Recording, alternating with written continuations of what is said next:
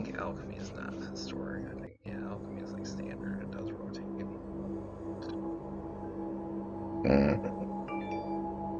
Take the mud out of it.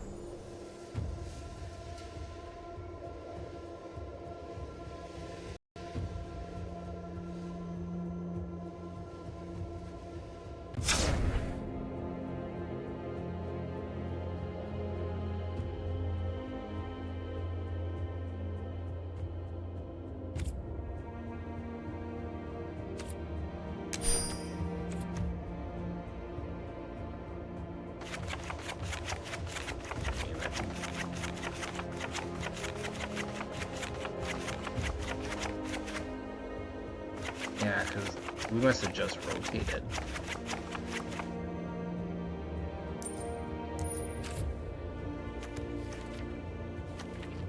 Well, that stuff's legal. Let's see what's all legal here. Or red and black is what we're playing. Probably at least them.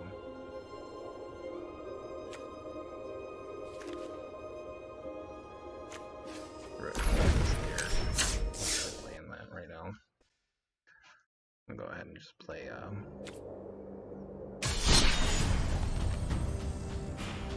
big brawl. So I'm looking at deck right now.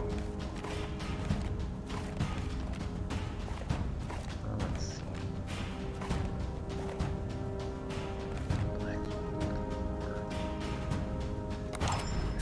Kaalia. This is a really old deck. I still have, there's like a lot of stuff I can add to it, but no, this is what we'll probably play.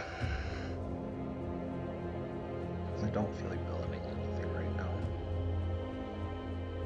I'm kind of tired, so we're streaming for 2 hours. Maybe 2.5.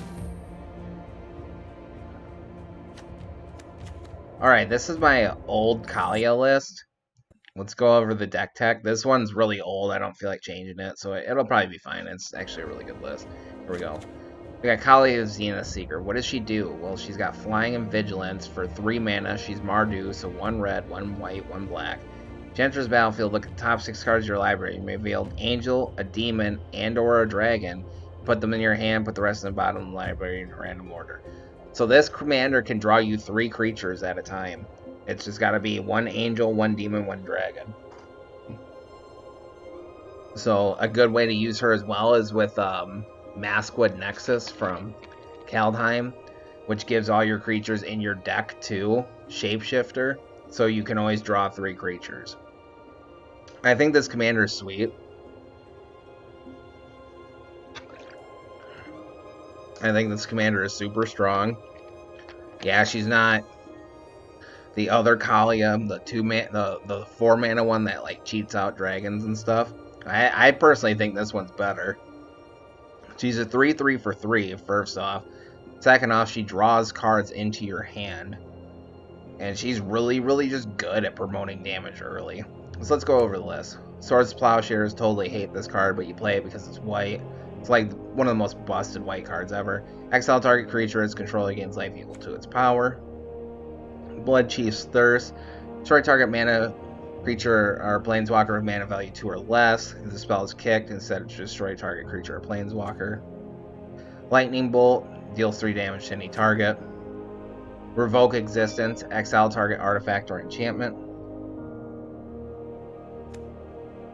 Doomblade, destroy target non-black creature. A Braid deals 3 damage to target creature or it destroys an artifact.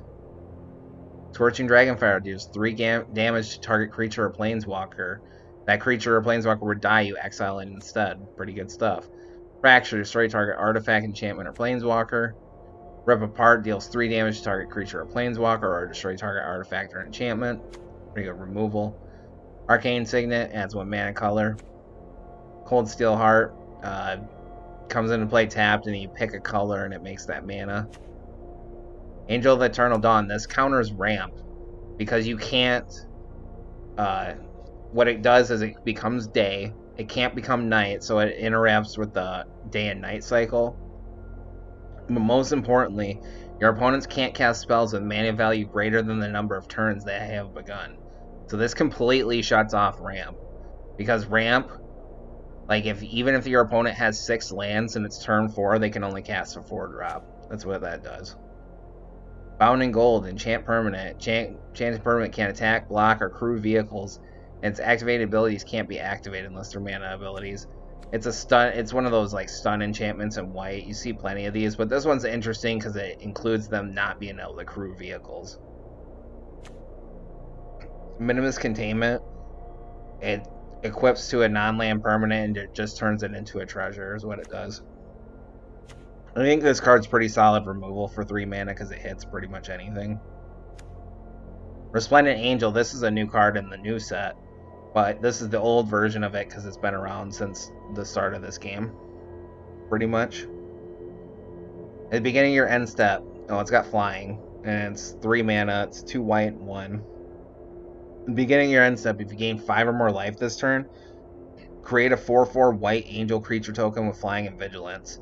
And then you can pay 3 white and 3 till end of turn. It gets 2/2 and gains lifelink. Righteous Valkyrie is 2 and 1 white mana. Flying. Whenever another angel or cleric enters the battlefield under your control, you gain life equal to that creature's toughness.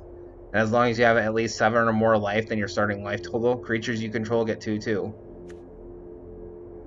Okay, Hero's Downfall is 1 and 2 black. Destroy target creature or planeswalker. Pretty simple stuff. Murderous Rider is 1 and 2 black. Swift End, destroy target creature or planeswalker, you lose 2 life. That's its adventure. Adventure means they got a spell and a creature on the same card. And then lifelink, whenever it dies, you put it at the bottom of your library. Bargoth, Bloodsky Sire. There's like an infinite combo with this card, like in a real commander. It's like a deck where it's like this guy, and you just get the 3 mana. You play him and you like dig out Charbelcher. It's like an all lands deck. It's kind of taken Commander by storm a little bit, I guess. I heard about it at least. Anywho, he's a 3-drop. It's a 2/3. He has Death Touch and then Boast. Target player searches their library for a card, shuffles their library, and puts that card on top. So it's a tutor, but it's a slow tutor.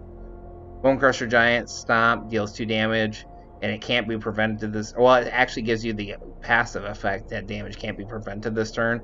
So if there's like a fog going off, he actually stops fogs.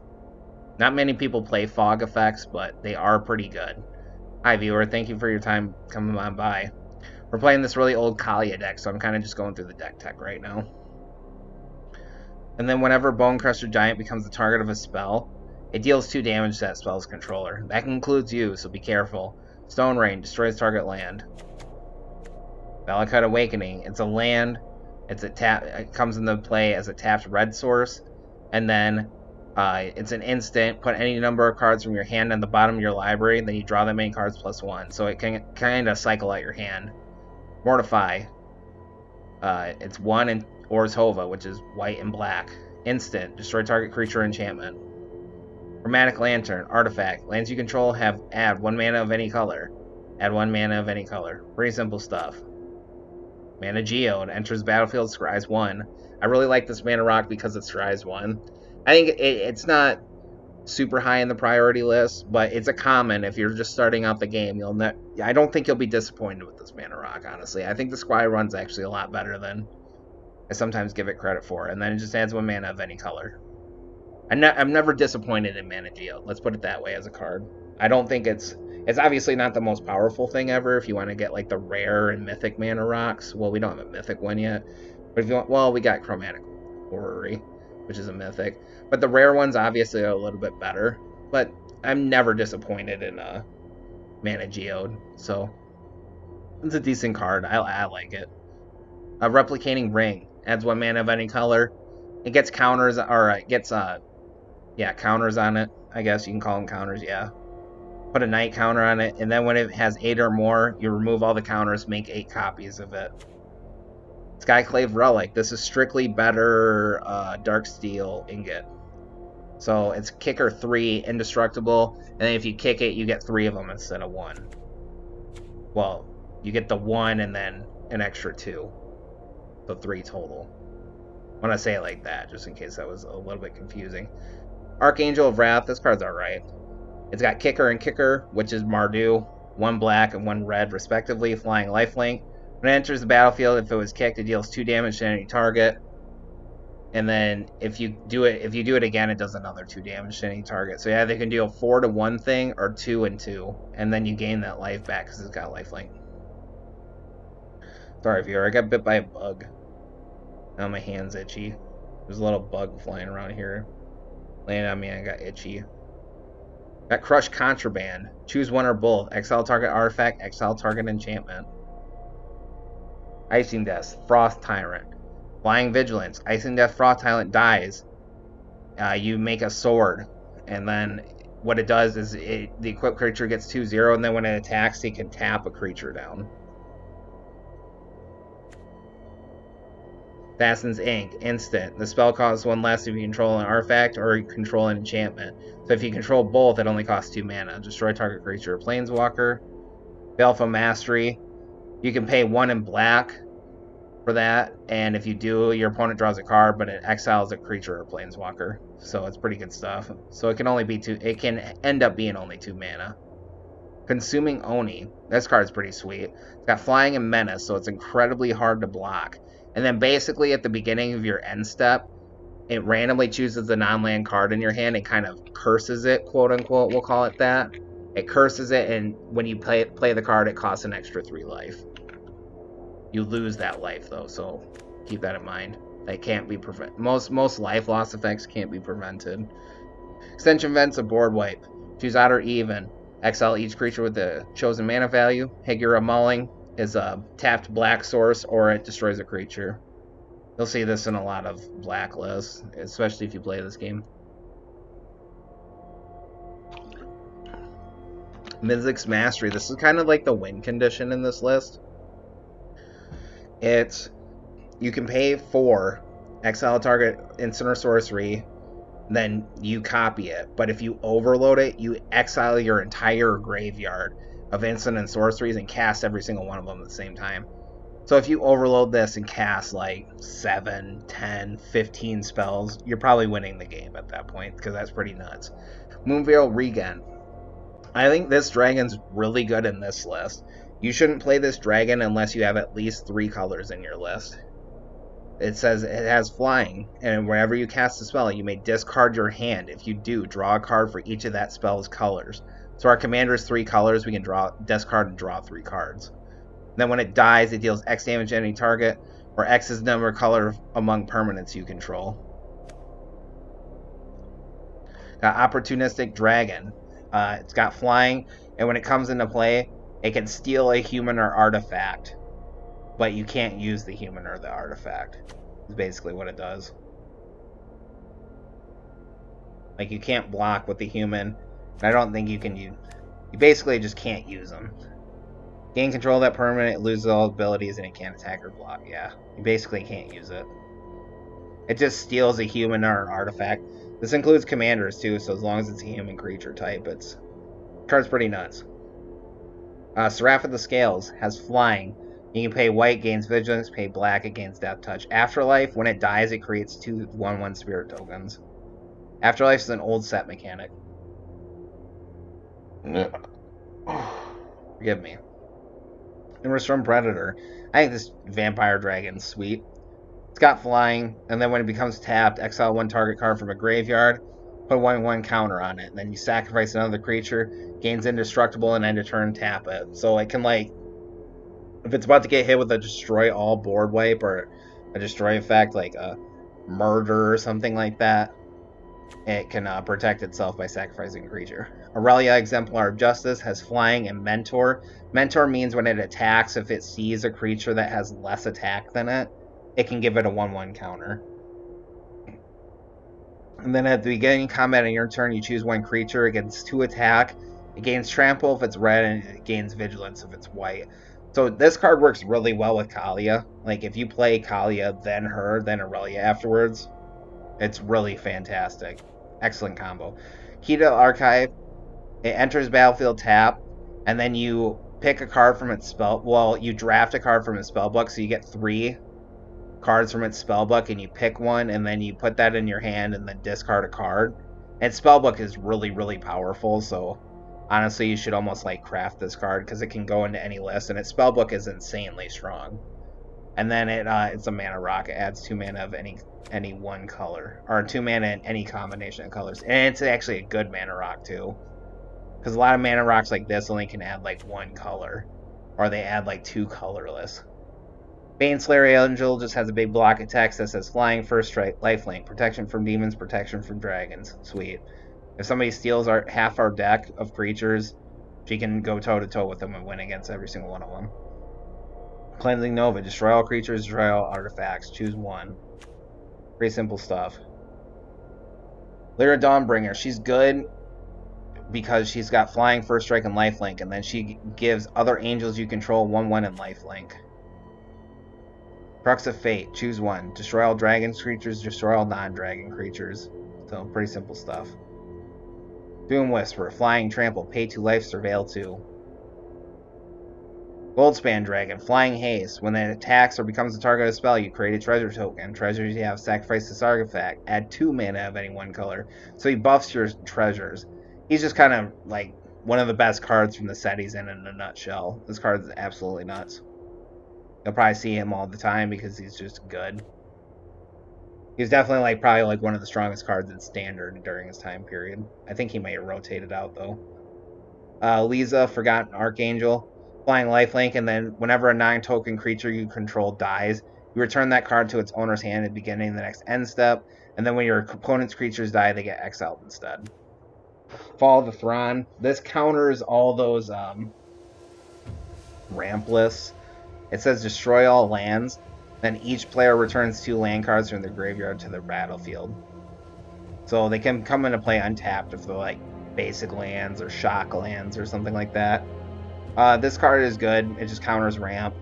You can be kind of mean with it if you use it, blow up all the lands, and then exile their graveyard so they get nothing back, and then you presumably possibly get something back because your opponent gets their lands back at the same time that you do. So there's no advantage there. It's just a good card anyways. I'm not playing it in a mean way.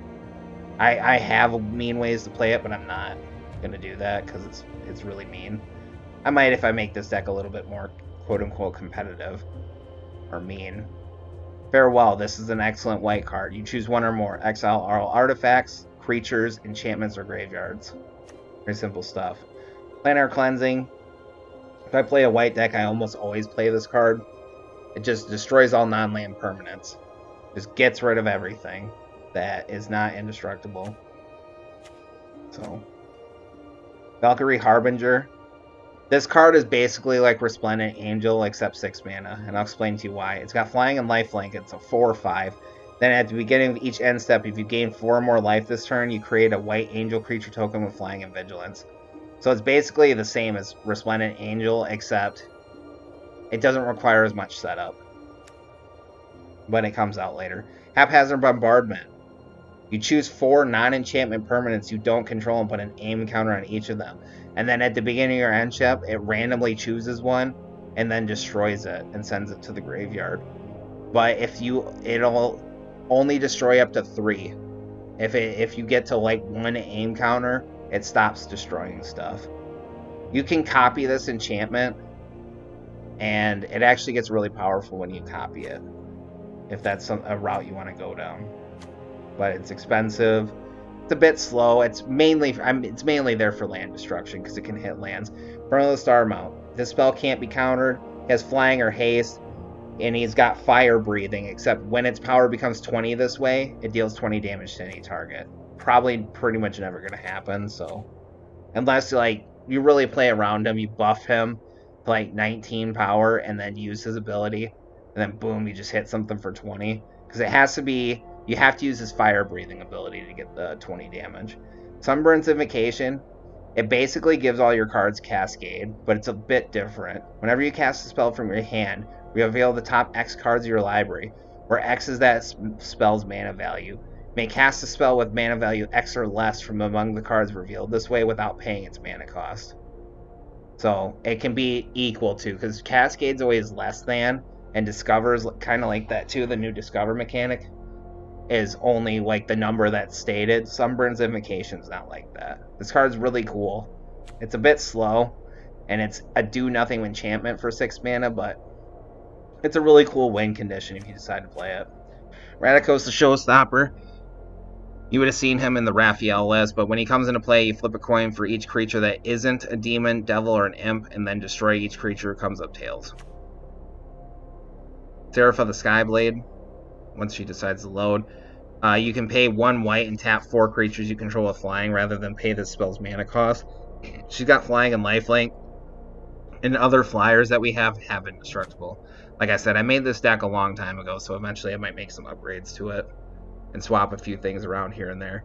Star of Extinction, one of the better, definitely like the best red board wipe in the game. It's the most expensive, but it's definitely the best. Destroy target land, deals 20 damage to each creature and Planeswalker, pretty much kills everything on the board. That's a creature and Planeswalker. Vallejo Machus is Flying, Vigilance, Haste. It attacks. Look at the top 7 cards of your library. You may cast an instant or sorcery spell with mana value less than or equal to Vallejo Machus' lore power from among them without paying its mana cost. So if it's a 5 drop or less, it can be played. Undo Inversion is a tapped white source, and then it destroys all non-land permanents for 8 mana. This card, I always run this card, but 8 mana is a lot, so a lot of times it might not be fast enough to rescue you. But I think you should play at least one of these effects that destroy all effects in white, just in case you fall behind, because no deck can get hit with multiple ones of these, and it can really swing the game around in your favor. Granted, your opponent deploys first, but board wipes like this are really good if your opponent's not ahead on cards already. Because if they are, then that's it's not as good, obviously. And then Orcus, Prince of Undeath. He's 4 and X. Flying Trample, enters the battlefield, choose 1. Each other creature gets X minus X. You lose X life. Return up to target X creature cards with total mana value X or less from your graveyard to the battlefield. They gain haste. So if you pour a bunch of X into him, he can reanimate creatures, or he can board wipe. And then there's a mana base. Not really going to go over it because it's Mardu. I only play 2 of each basic land, and you just kind of put in the good Mardu lands. So, creature lands, some of the new man lands come to mind. We actually got a really good black board wipe in Ixalan. It's minus X for 4 mana. Can't remember its exact details, but I'm going to start running that. Anyways, this is the deck we're going to run for first half of the night, then we'll switch to a different deck.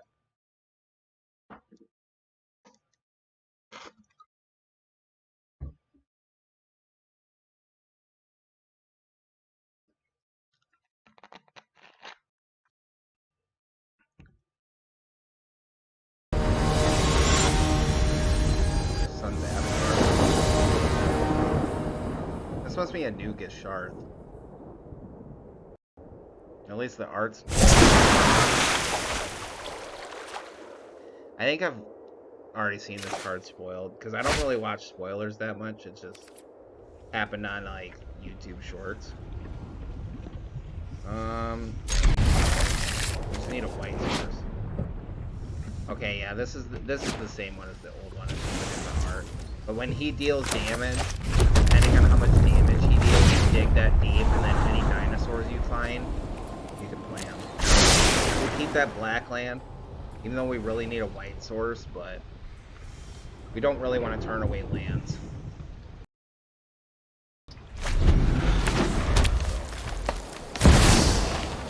Dinosaurs to not be able to be countered.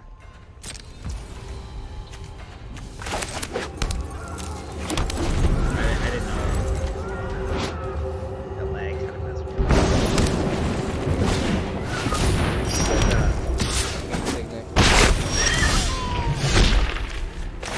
Dragon Salt Summit.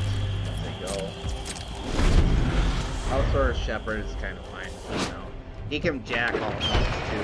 He turns them all the time. His migration path grabs 2 basics.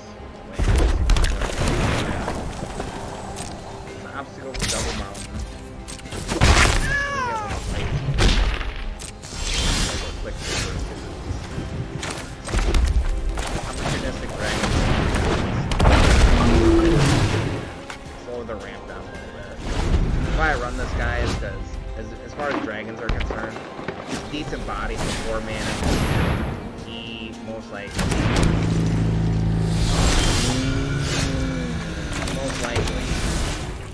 has a purpose.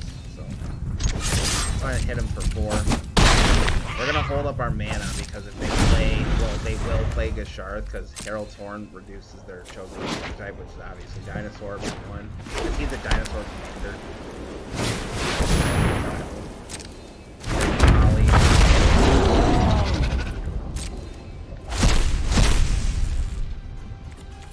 Oh my god. Yeah, we'll probably just, we're gonna concede it here. We got one.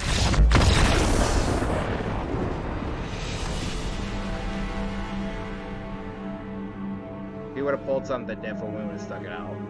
That's a loss, it is what it is. But yeah, Tali Primal Conqueror. Strongly dislike to see it. Strongly dislike to see it. Really don't like that card. Not next level.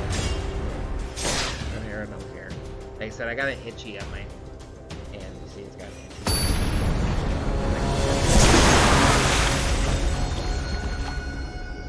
Tenkai 33. This is the one that gives like all 6 drops Cascade and has Cascade itself.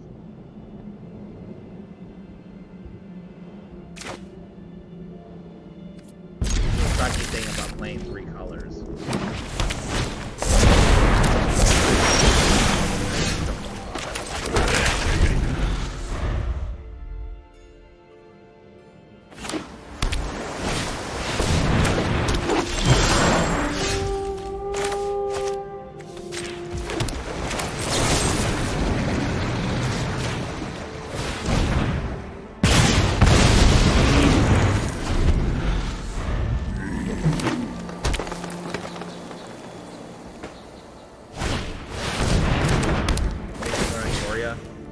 Sweet, lets you dig for like lands or creatures.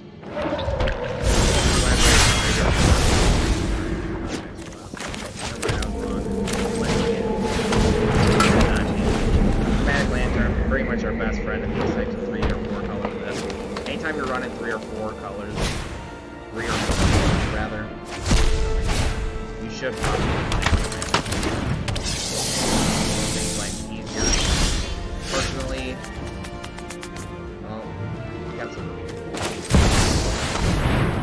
hopefully we get another land. Playing Consuming Oni, like I said, this guy basically curses a card. But he's one of those big dumb demons for 6 mana, 4 mana, where he's efficient on stat. God.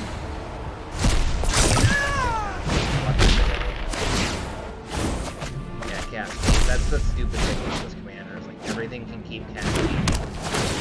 You're unlucky. That's the funny thing about this commander. Is like when this shit comes out, you pretty much have to like. You're unlucky.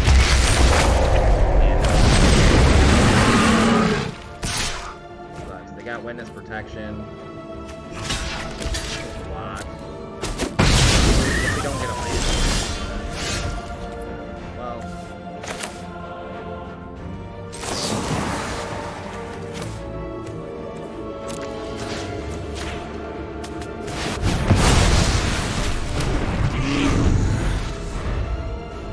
We'll keep it up.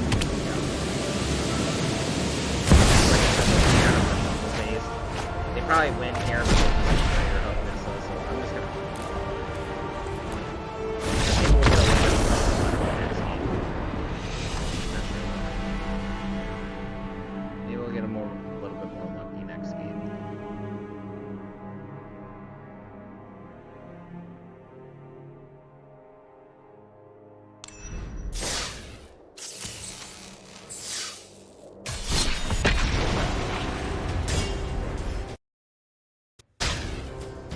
Modi, I can't stand that commander. That commander just...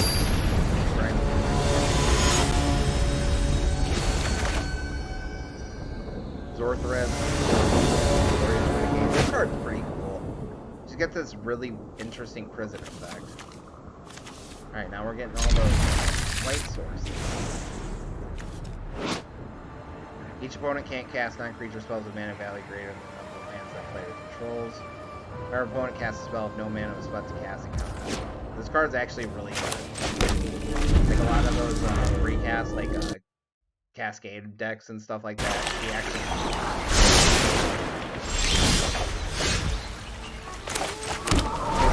Hopefully get a black source. Fingers crossed. That's why I don't really like taking. I decided to bust this out because this girl is an absolute dog. I really like this card. I think this is like probably my favorite Marduk commander. It's Kaalia Zenith Seeker. If she comes into play, draws you creatures.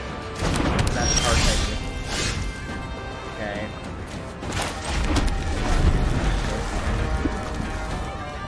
Hits us with Curse and Silence, makes our commander cost more than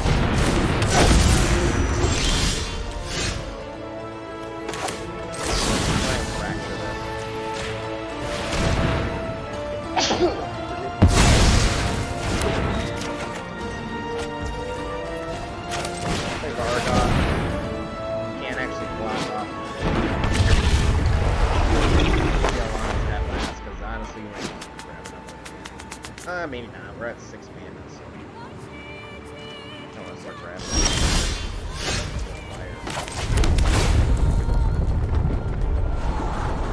We're probably just not going to land it.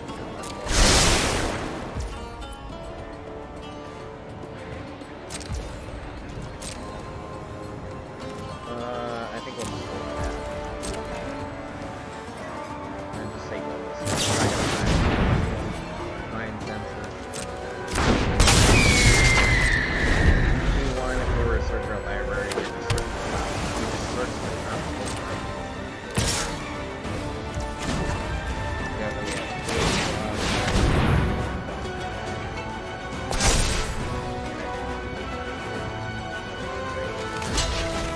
block here.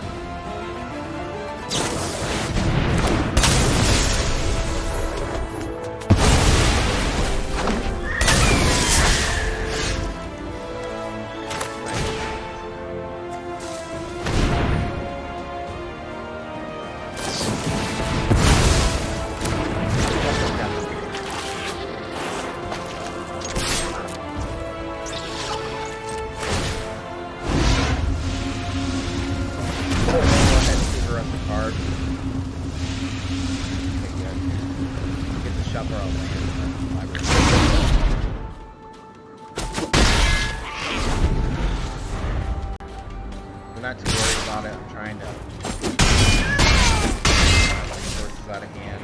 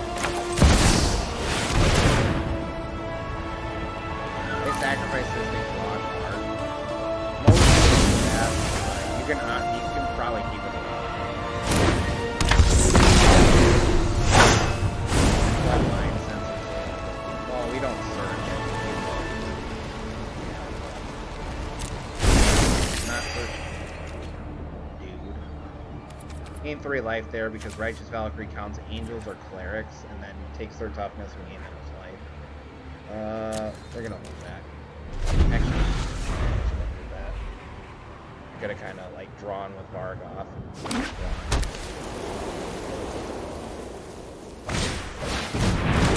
This card's pretty sweet. It counters ramp. I always wish this card was red. Honestly, not blue. Because red, like, land destruction / interrupting lands in some way, shape, or form. It's like the premise of red, anyways. I'm gonna block here. Picks one or the other, not both. Leaseal will bring it back.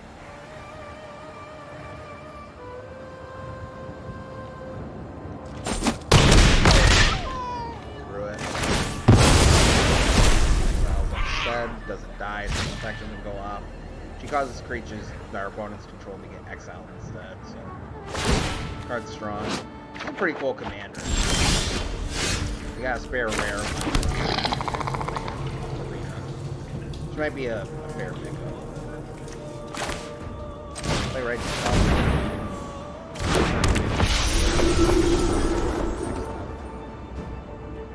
we're gonna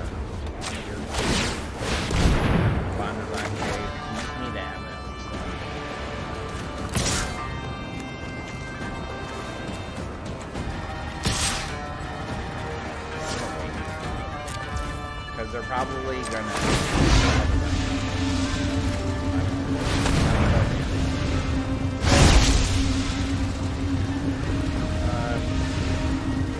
have swords and monsters. We're sending party on right now, so once this deck gets like quote unquote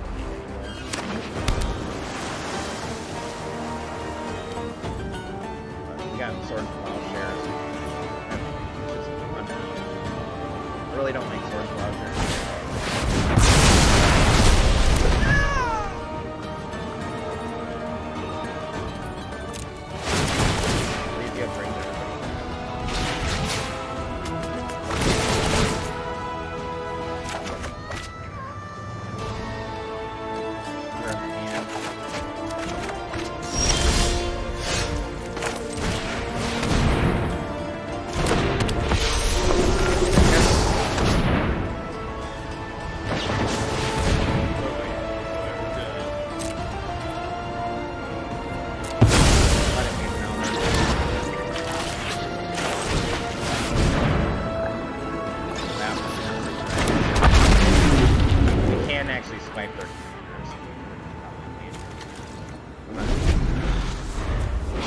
This is a common version of this card.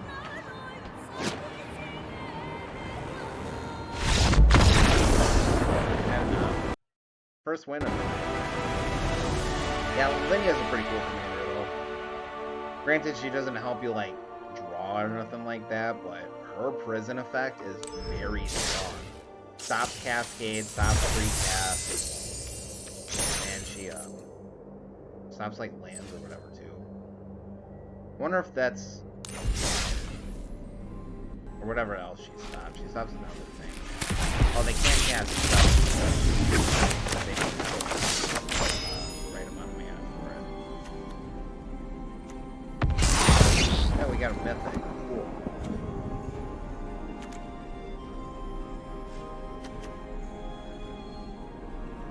Yeah. Hey, we got another River Herald guide. This is sweet. Got another Explorer buddy. I'd actually say that's probably better than Jadelight Ranger. Jadelight Ranger is a rare. So. Because that comes with Vigilance. And it's a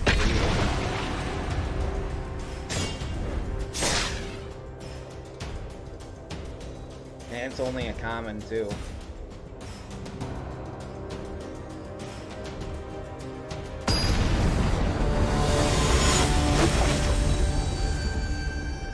Reaper. Now, a lot of people are probably talking about the dinosaur because excellent. That's a dinosaur-centric set. Dinosaurs, pirates, and vampires. It's a pretty interesting blend of creatures. I really think. I will play Lawbringer. got Thriving Lands are pretty good. You're like going commons, and I think these are really good. Out of double colored lands, you pick the colors. Like this, because all the common and uncommon like tap land are always come into play in tap. There's a few that don't. There's what's called snarls from Innistrad. They don't come into play in tap.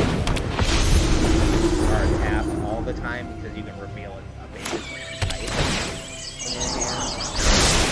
Tap. Or, yeah, untap.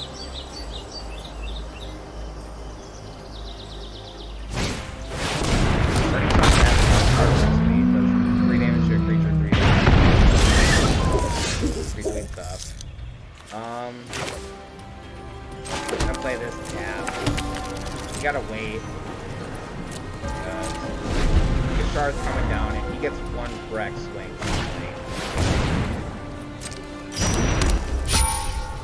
It's over.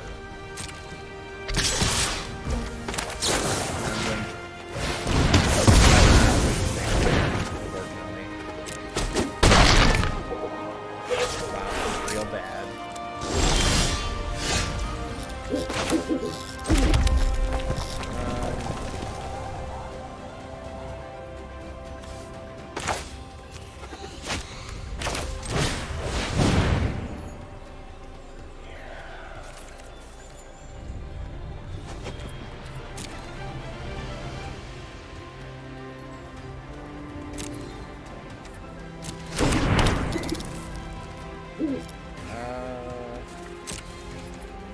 We're gonna wait because we're gonna be able to gain a bunch of life here and maybe depending on their hit with this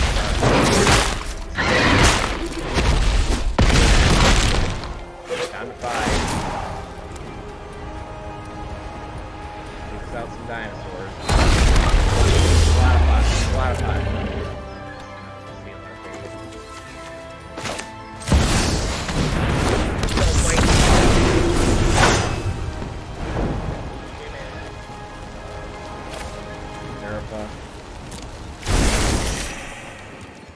Oh no, we don't have enough white sources. Because I was gonna play her and then play Lemon. Then we would have got a 4/4. Let's see, 4, 3, 7, 4, 11. 11 life. Because a lot of pot coming in like that. Yeah, that's probably it. Or Blink Wink quite get there.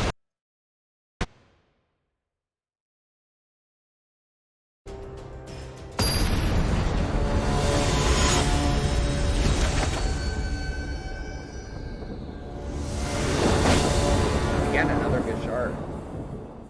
Popular tonight. A lot of people find it itching to bust out the dinosaurs, so kind of hope I end up with it. Got that mythic Lawbringer. Pretty good starting hand, actually. We got an Arcane Signal, which we almost always want to see in the draw. It's 3 colors again.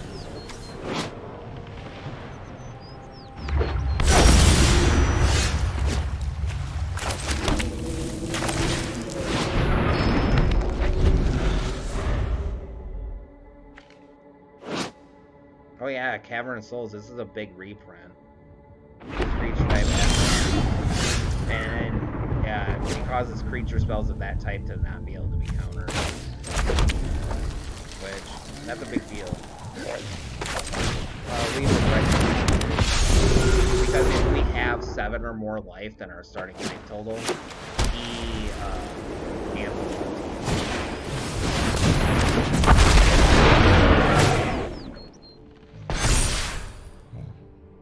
Oh, that's sweet. I've never seen that.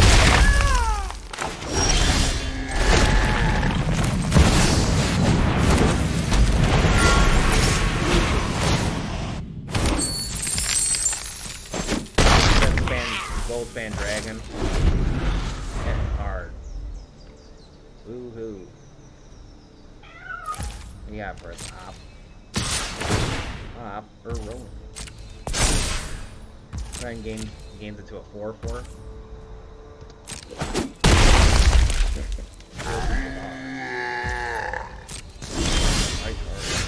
Okay.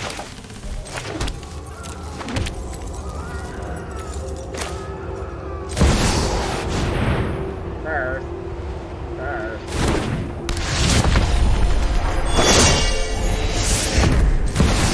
Hey, Kaalia.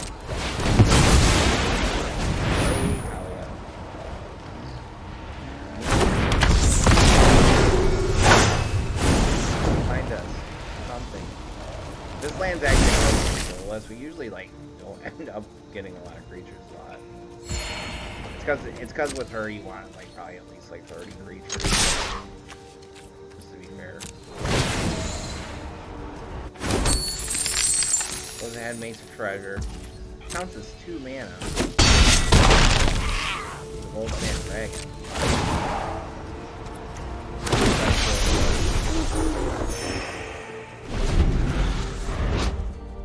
So if we have at least 7 white. We're in board wipe range. Only right to hit Lamont. Sure.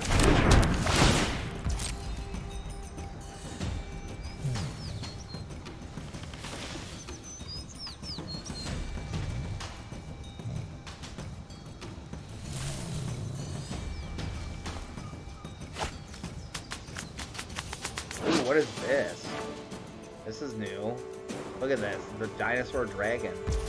Flying first strike at the beginning of upkeep. Exile the top 2 cards of your library. You may play them this turn.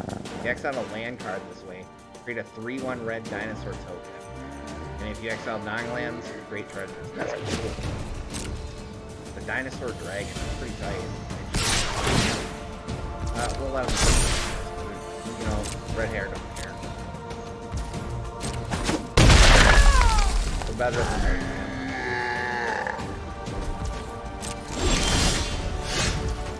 Cleansing. Go ahead and roll the effect up. Resplendent Angel's back in Standard. I should actually play Standard again. Because this is my first 4 of Mythic that I have. This card, actually. Resplendent Angel. I adore this card. Angels is actually my favorite tribe. Every time it works less than favorably. Because I try and play Abzan Angels, because then you get, like, the entire team. Because I used to play Angels back in the day. I'd play Resplendent, Shalai, Voice of Many Bags of Groceries, is what I call her. And then, Lyra Dawnbringer. And that's the team. That's the trio. Get them out, and then they're just, like, all snugly safe. Yeah, Resplendent Angel's cool. So hopefully I don't end up with any of the new ones. Maybe I'd want, like, one of them, because the alternate art of it's pretty sweet, but it's not necessary by any means.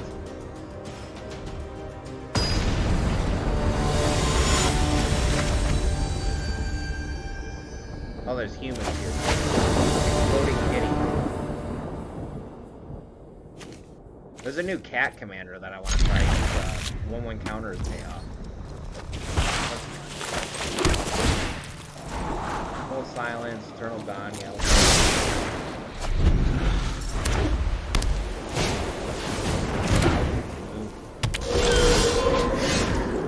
Every attack with 1 or more non-gnome creatures, put a 1/1 counter on her. Then create X 1/1 gnome artifact creature tokens that are tapped and attacking. That's insane. This is a 1/1 counters payoff in Boros. I'm gonna have to try her sometime. That looks really, really fun. Because I play 1/1 counters with her, and I think she'd actually be good enough for historic. Or construction. She is, well, we gotta kill Ragavan here. Or destroy Ragavan, excuse me. Same as that. 3 damage. Have to get them.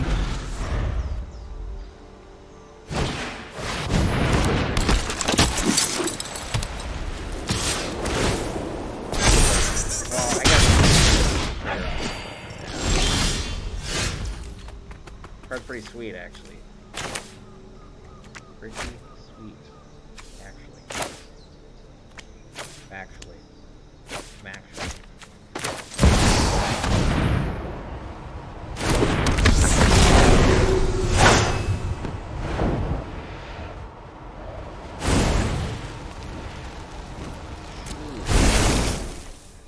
No luck tonight, viewer. Every time I play this deck, I like never draw a creature with Kaalia.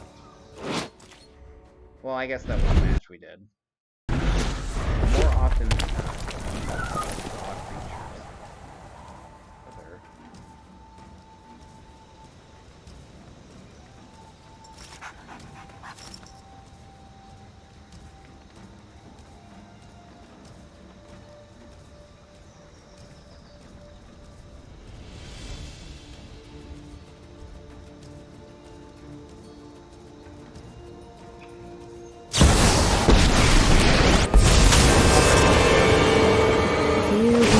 Of battle, then guide it. I have got new moves to teach you. This card's sweet already. Yeah, this card's gonna be an absolute. I think this card's good enough to construct. We'll see how this goes.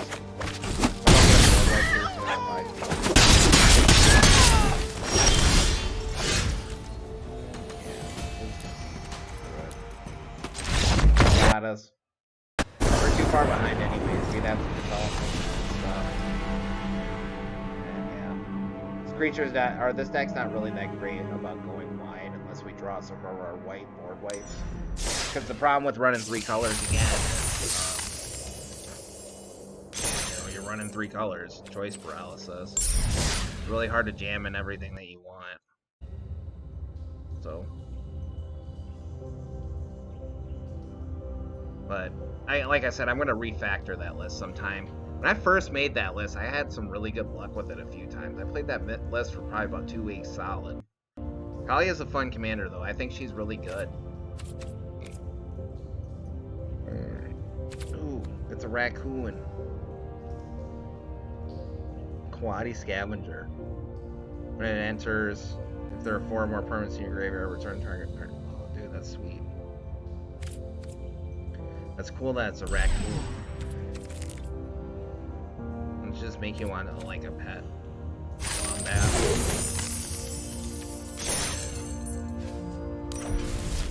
That plays baseball. Hey, Tony, watch that. Consistently. Ooh, Restless Perry. Yeah, this is a llama. It's the battle llama. Hey, yo, mama. Call the llama. Smack him. Enters tapped, adds green or white. Becomes 3/3 white llama, still a land. When it attacks other creatures, you get 1/1. This card's nuts. All these new creature lands, the double color cycles from both Throne of Eldraine and this set, they're absolute must-haves. They're super, super, super good. Synapse Necromage. When it dies, create 2 black fungus creature tokens with this creature can't block. Those funguses look cool. They got a little bit of fungus support in this set because the last one did.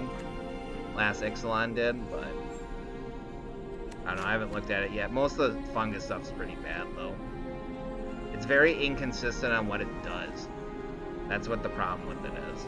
And they don't really have like a super great payoff outside of Tendershoot Dryad. And the problem with Tendershoot Dryad is A, it's a Dryad, and B, it's a 2/2 for 5 mana, so it's really easy to remove.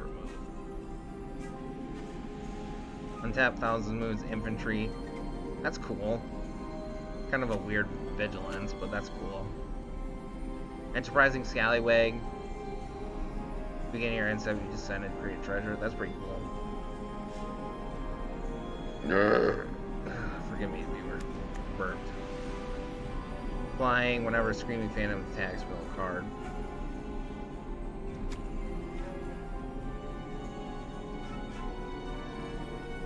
Attack is loaded that. Yeah, it's another.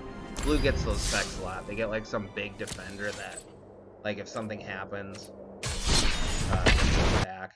That one seems a little bit more viable than most though, because entering an artifact entering like a treasure token, that's really, really easy to pull off.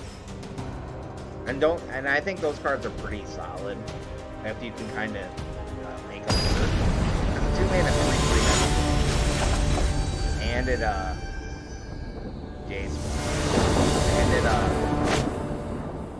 can like block at least super well as well. Thriving more, again, all these lands that you pick the color type, they're all called thriving. Type in thriving. They're all common.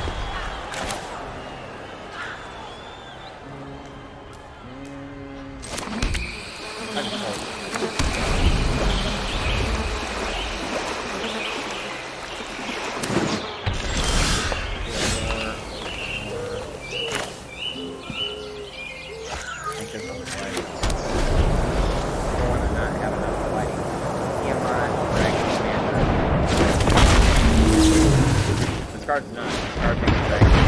This card is one of the best dragons that very long time. This card's nuts. Make all your dragons in the end.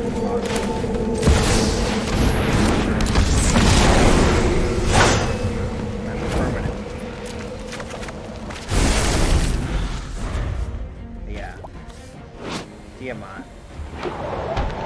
Whenever you play this card, you can put down 5 dragons. Put them in your hand. This is one of the few 5-color commanders I can actually accept, because at least you're playing tribal. This card is strong. So you get her down one time. One time. It's just game over, because you got just big dumb dragons. One thing I wish that we had in this game though is I wish that we had that destroyed the creature or exiled it or whatever, shut off its ETBs. Like any sort of floating ability on the stack, it would get rid of. Is the proper terminology.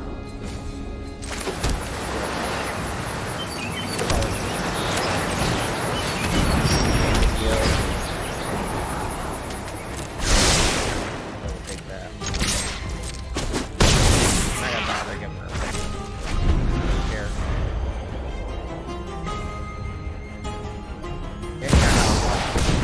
Espia.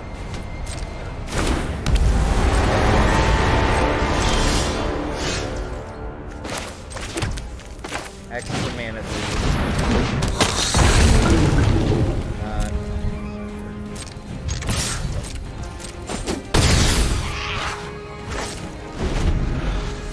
Fracture. Holding up Fracture is more important than giving her Vigilance. If you really kind of want to stop them. Ooh, Quicksilver Amulet. This is, I haven't seen this card yet. I didn't know this existed. Put a creature in the hand. That's cool. Pays 4 mana. I don't think I have any Quicksilver Amulets. I'm about 95% sure I don't. So at least one.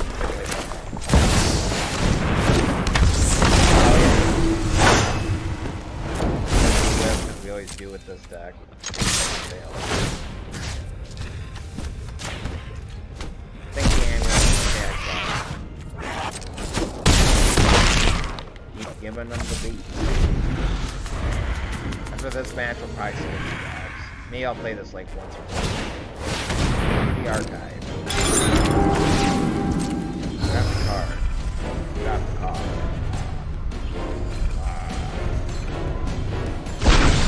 A good alternative to Swift Quicksilver Amulet, though, which I'd say is probably better, is Bronze Temporal Gateway.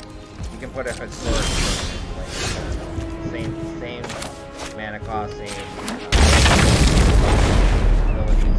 Literally.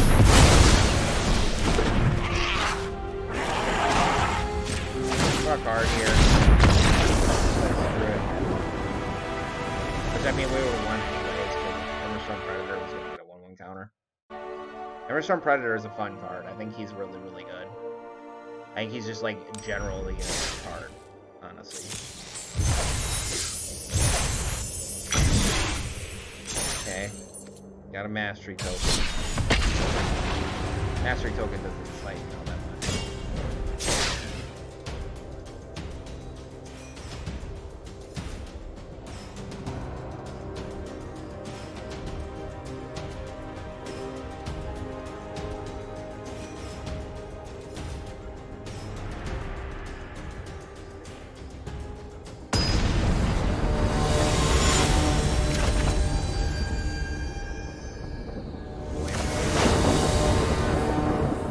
Bag.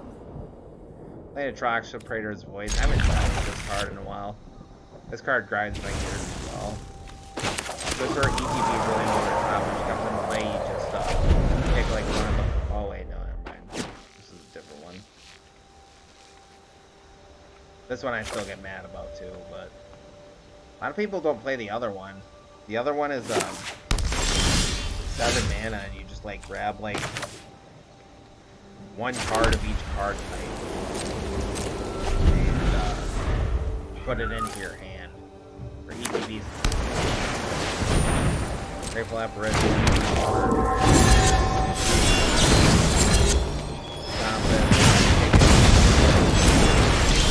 Kick it with foot.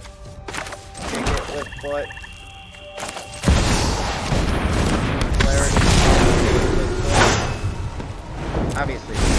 We always do in this deck. Done.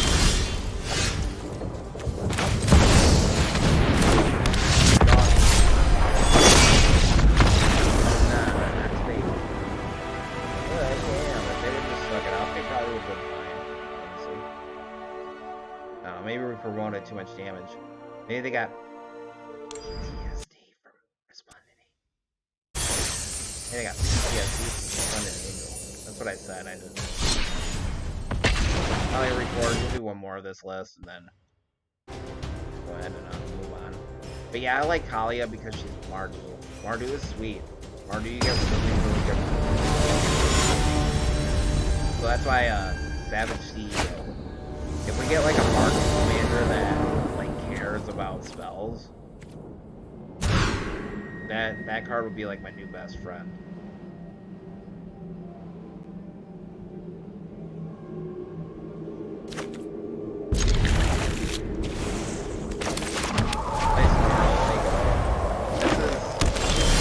Acceptable hand. Resource Boxer is going to save this. Like I said, I could refactor this list too. Kind of cut down on the removal and only making good stuff. I kind of spiced the removal up a little bit in this list because I wanted it of all colors. So no matter what lands we draw, we can probably play it.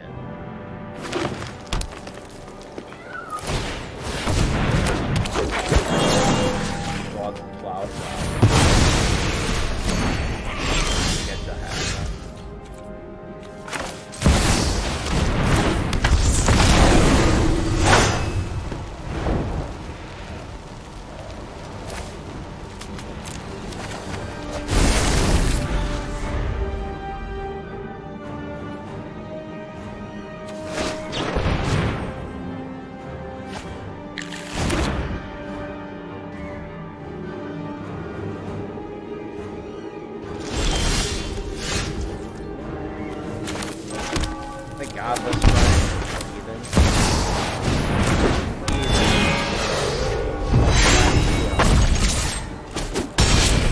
Gets her trample, and she gets her 5 attack. And then when she mentors, she can give her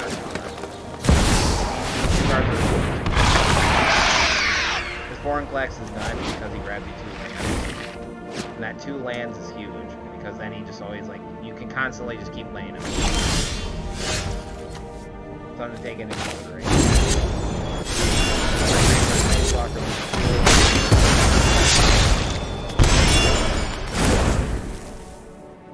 Destroy him. Hit him with your stick. Press him. I mean, she can even enchant herself, and she gains all the turn. So a 4 mana 4/5 with trample. So even at face value, Aurelia is pretty nice. Staff. With the game. full life, but they were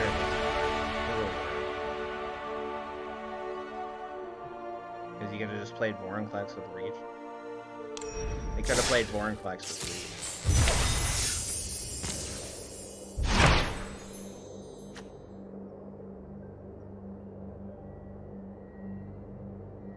Well, I guess they didn't know our hand didn't have enough removal.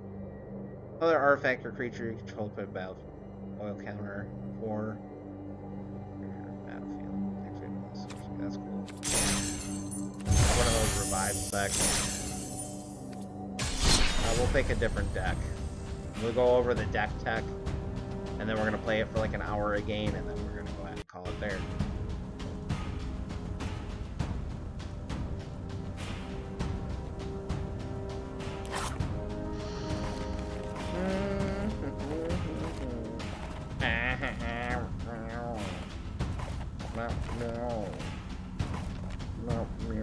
This is an old deck. Follow the law. Go ahead and go over it. Do the deck tech. This is mainly for my YouTube. I don't really feel like plugging that stuff right now, so. Once again, viewer, I do thank you for your brief. Appreciate your views. Let's kind of get the new off of them. Alright, let's go ahead and get started. Azor Lawbringer. I adore this card. This card's an old Ixalan card. He's pretty good, but I'll explain. Like, he can be, compared to some of the more modern cards, he's almost a little bit lackluster, just a tiny bit. Let's go over him. Okay, he's got flying. He's a 6/6 for 6. Really hard to cast because he's 2 white and 2 blue. Keep that in mind because he can be kind of hard to cast. Anyways, when he enters the battlefield, each opponent can't cast instant or sorcery spells during that player's next turn. So if they like are untapped and you play them, they can't use a removal spell on them.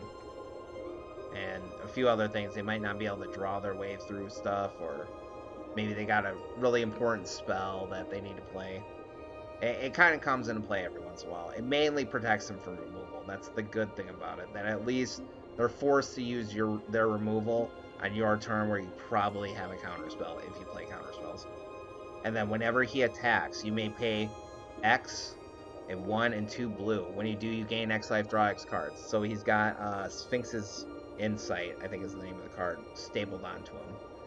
Pretty cool card. He's a Sphinx. He's a Azorius. I like him a lot. He's one of my favorite just cards in Magic in general. Like, I just really like this card. So, Authority of the Council's most unfair card in the entire card games. Like, literally in any card game, this card is just completely unfair. Creatures your opponents control enter a battlefield tap, stops haste, stops blockers, just completely unfair. This card's completely unfair. You play it because it's good. Whenever a creature enters the battlefield under your control, you gain 1 life. Or your opponent's control, you gain 1 life. Like I said, completely unfair. Praetor's Humiliation. This card's pretty nuts. Target creature perpetually means it can't get them back. Loses all abilities. Then Praetor's Humiliation, or Petire's Humiliation, deals damage equal to the number of creatures you control. Mostly we're playing this not really for its removal aspect, but for the fact that it just blanks a creature, because this card's very, very strong, and it's common. So play white, obviously pick it up. I'm probably gonna do a YouTube list of the power like 9 quote unquote of 1 mana cards for each color. So this is definitely gonna be a white. Swords Plowshares, seen it before. Exile target creature. Our controller gains life, whatever. Stupid card. It's super overpowered. Ultra lame. Not fun. Annul. Counter target artifact or enchantment. Fading Hope bounces a creature. If it's bounces a creature. Its mana value is 3 or less. Scry 1. Wash away. Counter target spell that wasn't cast from its owner's hand. If you cleave it, it means you take off all that bracket text and it just counters target spell. So basically you play this in Brawl, because this is basically 1 mana counter their commander. And it's not basically, that's what it is. Kaalia, Fond of Hope. Flying Vigilance. Each angel you control enters the battlefield with an additional 1/1 counter on it for each angel you already control. And you spend You add 1 white, spend this mana only to cast angels. So she's a mana dweeb for angels only, and she makes angels like swole, like boom, swole. Card's nuts. Cabria's Takedown deals damage equal to target creature, equal to count the creatures you control, deal damage to target creature or planeswalker. If I could actually speak today, I'm getting kind of tired, so. Cabrera Plateau comes in play tapped, only adds white. Blink of an Eye bounces a permanent. If you kick it, you draw a card. Counter spell, counters target spell, pay 2 blue. Same for Soak, counter target spell with 4 mana value or more. Impulse, this card's nuts. Look at the top 4 cards of your library. Put one of them in the hand and the rest of your library in any order. This is Shimmer of Possibility, which is literally one of my favorite Magic cards ever. But this is an instant, so you play this because it's just better. But I wouldn't actually be against you playing Shimmer of Possibility because that's literally like my favorite, probably like one of my favorite Magic cards. We'll actually show it before they end this deck tech. Jacob Hawken, this guy's cool. Draws a card, then exile a card from your hand face down. You may look at it for as long as it remains exiled. If you pay 6, if you do, you transform with 2 blue for 6. Cool, right? At the beginning of your upkeep, exile the top card of your library face down, and then all the cards that he exiles, you can play one of them for free per turn, is what he does. Only on your turn, though.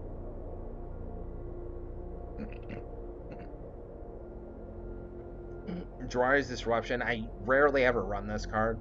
This card, the counters target spell unless its controller pays 1, and it's a tapped blue source. I rarely ever run this card, but it was a counter spell, and we're kind of playing them, so I was like, whatever. Giving it a chance in this deck, because I really rarely ever run that card. Beginning of your upkeep, Surveil 1. This is Search for Ascanta. Surveil 1. Surveil, look at the top card of your library. Either keep it there or put it in the graveyard. And then if you have 7 or more cards, you transform it. This was probably like one of the best cards in Standard at the time. Actually, the best card probably in Standard. It turns into Ascanta, the Sunken Ruin. You add blue when you tap it. You pay 2 and blue, tap. Look at the top 4 cards of your library. You look for a 9-creature, non-land card.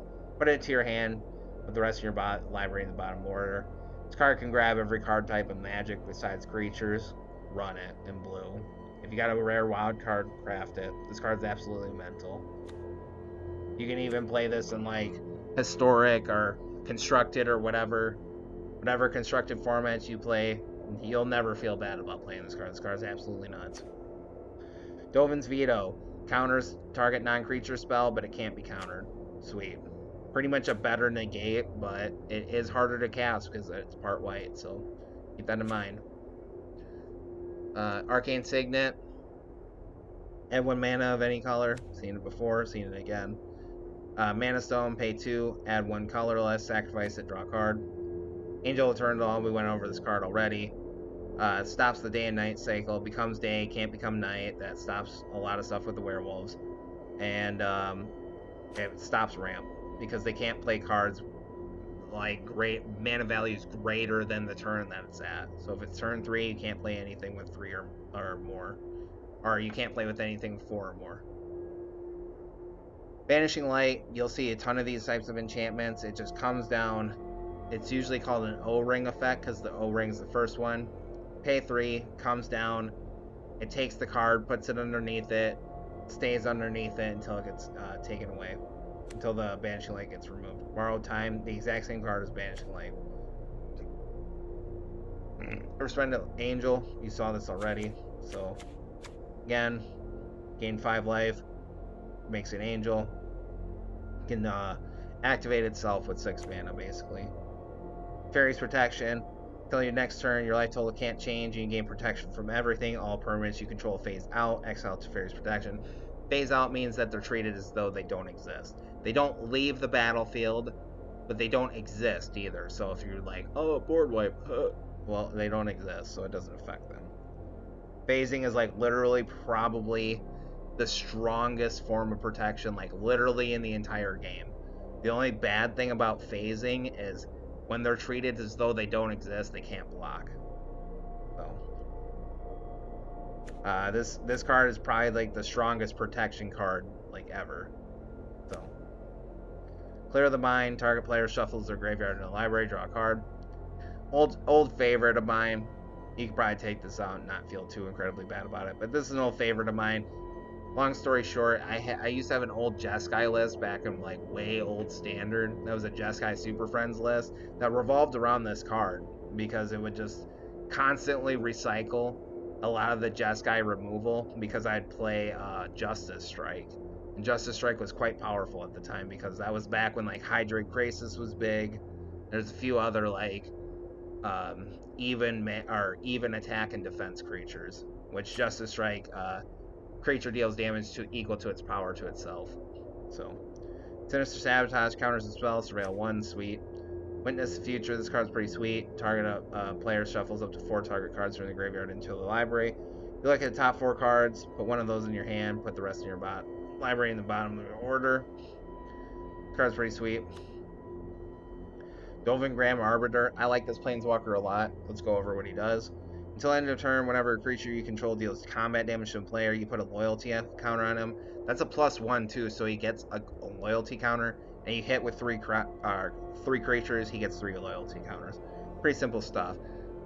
He can make a Thopter, and you gain 1 life. It's a 1/1 colorless creature that flies, and then his ultimate's like a super anticipate. Like any of those types of effects that look at X cards and then bring any of them into your hand, I'm going to call them anticipate effects because that's like probably one of the first cards that was printed that was called that. That's what I always call them, at least. But his is like a super one of those because you look at the top 10 and you grab 3. So his ultimate's not win the game on the spot ultimate, but he's 3 mana. Most of them aren't, besides Liliana of the Veil. But this one's probably about the second one that's closest to it, is actually this one. Because grabbing 3 cards from the top 10 of your library, if you have a halfway decently built deck, you're probably going to win at that point. Unless you just like completely mega whiff. Teferi's Contingency, this card is goofy, like his face is goofy, that's why we play it. It's 1 white, 2 blue. Counter target spell. Each card in its controller's graveyard, hand, and library with the same name of that spell perpetually gains a spell. It costs 2 more to cast. That's a completely worthless effect in Brawl, unless it's your commander, because you're only playing a 1 of everything. But like I said, we're playing it because his face is goofy. Like, look at that face. That's silly. So, Replicating Ring. Adds 1 mana, we went over this, gets counters, and then it makes 8 copies of itself. Skyclave Relic, we already went over that in the last one. Celestis, if it's neither day or night, becomes day as the Celestis enters the battlefield. At 1 mana of any color. If it's night, it becomes day, otherwise it becomes night. And then activate only a sorcery. Then when day becomes night or night becomes day, you can draw a card. If you do, you discard and gain 1 life. You gain the life first, though. Ajani Strength of the Pride. This is a very straightforward Planeswalker for 4 mana. You gain life equal to the number of creatures and Planeswalkers you control. Sweet. So if you have 5, you gain 5. You have 3, you gain 3. If you have 1, you gain 1. He always gains you at least 1 because of himself. He makes Ajani's Pride Mate, which a lot of creatures I refer to as Ajani's Pride Mates, and I'll explain to you why. Ajani's Pride Mate is a 2/2 that says when you gain life, you put a 1/1 counter on him. Ajani's Pride Mate creatures are whenever you do X, put a 1/1 counter on me type of effects. So if you ever hear me and now on in the future, if I'm like, oh, it's an Ajani's Pride Mate, that's what I'm talking about. This card's pretty excellent, and then his ultimate is actually a 0, so you can use it right away. And his ultimate's strong. If you have at least 15 or more life, you exile all creatures and artifacts your opponents control. This card's nuts. Pretty good stuff. Sarah the Benevolent. This card's, it's like a halfway decent. Okay, creatures with flying you control get 1/1, and then it makes Sarah's Angel, which is one of the oldest angels of Magic. Actually, like probably the oldest. Outside, maybe like I can't remember what the name of those types of angels were, but it's an angel that used to steal creatures. But it's a flying vigilance 4/4 -3. You get an emblem if a creature. If you control a creature, damage that would reduce your life total to less than 1 reduces it to 1 instead. So as long as you have a creature damaged via life total, you can't die from damage. Card's alright. It's not really that great. And honestly, it's just kind of there because I felt like playing it. It's decent at best. Wandering Emperor, this card's nuts. If it enters the battlefield, because it has flash, if it enters the battlefield that turn, you can use its abilities as though they had or were instant speed, because planeswalkers are implicitly sorcery speed. That means on your turn when you have priority. Put a 1/1 counter on target creature you control against first strike. -1 creates a 2/2 with Samurai with Vigilance. And then exile target tapped creature, you gain 2 life. Card's excellent. Card's really excellent. Probably like one of the best cards in Kamigawa is actually the Wandering Emperor. Consuming Tide, this card's absolutely insane. Each player chooses a non-land permanent control. Return all other non-land permanents not chosen this way to their owner's hands. Then you draw a card for each opponent who has more cards in their hand than you. This is excellent in Commander. This is excellent in Constructed. This is excellent in Brawl. This card's nuts. Actually, probably out of the set that it's from, probably one of the strongest cards in the set. Like, for real. The card's absolutely cracked. Definitely play it sometime if you haven't been playing it. You need to start playing it. Devious Cover-Up, counters target spell. If that spell is countered this way, exile it instead of putting it in an owner's graveyard. Then you shuffle up to 4 target cards in your graveyard into your library. So it recurs cards. You can kind of recur counter spells. Get your deck to the point where it's like really tiny, and just kind of keep playing this like unlimited counter spell game. It can get pretty annoying. Drawn from Dreams. I play this card. It's a little bit outdated and power crept, but I play this because this is one of my favorite Magic arts literally ever. Look at the top 7 cards of your library, put 2 of them in your hand, rest of your body or library in the rest into your library in the random order. I could speak. I'm getting kind of tired, so forgive me. If not, no, I don't even care. Forgive me for that as well. Quema's Awakening has Ascend, means that if you have 10 or more permanents, you get the City's Blessing. Beginning your upkeep, each player draws a card. If you have the City's Blessing, instead only you draw a card. Cool. Memory Deluge. This is basically Drawn from Dreams, except you can't break this card because you have to spend mana on it. We don't do that in this deck, but eventually once I decide to start playing a little bit more constructed, I'll show you what I mean. The top X cards of your library was X is the amount of mana spent to cast the spell. Put 2 of them in your hand, the rest of your library in the random order. It has Flashback for 7. This is overall better than Drawn from Dreams, but Drawn from Dreams lets you dig deeper immediately. So they both have their upsides and downsides, but this is ultimately better because you get to cast it twice. Whelming Wave. Return all creatures to their owner's hands except for Krakens, Leviathans, Octopuses, and Sea Serpents. I always call this sea monsters. Those creature types, I always call them sea monsters. The sea monster archetype. Teferi Time Rattler. This card's insane. This card got nerfed in this game. This is actually the nerf version. I call him Toddler Teferi because he's usually 3 mana.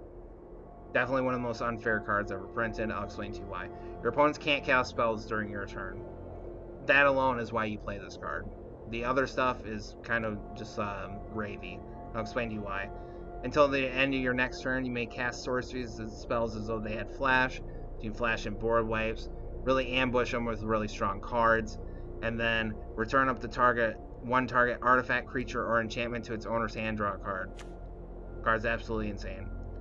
Fairy Slows the Sunset. You may choose up to 1 target artifact, up to 1 target creature, up to 1 target land. Untap the chosen permanents you control. Tap the chosen permanents your opponents control. You don't control, whatever.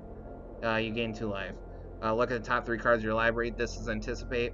Put 1 of them in your hand with the rest of the bottom of your library in random order. That's literally like Anticipate. And then you get an emblem. This emblem pretty much wins you the game. You get an emblem, untap all permanents you control during each opponent's untap step. You draw a card during each opponent's untap step. Pretty nuts. Like, it's Wilderness Reclamation and extra card draw. Cleansing Nova, we saw this before. Destroy all creatures, destroy all artifacts and enchantments. You choose one or the other, not both. Doomscar, you can foretell it, so you pay 2 mana, put it into exile, and then if you foretell it, it only costs 3. It just destroys all creatures. So you can kind of supplement it and pay it off in waves. Herald of Vengeance, flying, when it enters battlefield, destroy each permanent you don't control that has the same name as a permanent that dealt damage to you last turn. The card's pretty nuts. So if they dealt damage to you last turn, then you just like kind of wipe out their whole team. Pretty good. Lyra Dawnbringer saw her before. She's an Angel's tribal commander. Flying, first strike, lifelink. Other angels you control get 1/1 and have lifelink. Teferi, Temporal Pilgrim. Whenever you draw a card, you put a loyalty counter on him. His 0 is, well, his plus, quote unquote, because he pluses from this. It draws you a card, and then he makes an Ajani's Primate that grows when you draw cards. And then target opponent chooses a permanent they control and returns it to its owner's hands. Then they shuffle each non-land permanent they control into their owner's library. Board wipes their entire table. Puts 1 back in the hand, puts the rest in the library. Pretty much wins the game on the spot. That really, really sets them behind. Wiretapping is Hideaway 5. When you draw your first card during each of your draw steps, you draw another card.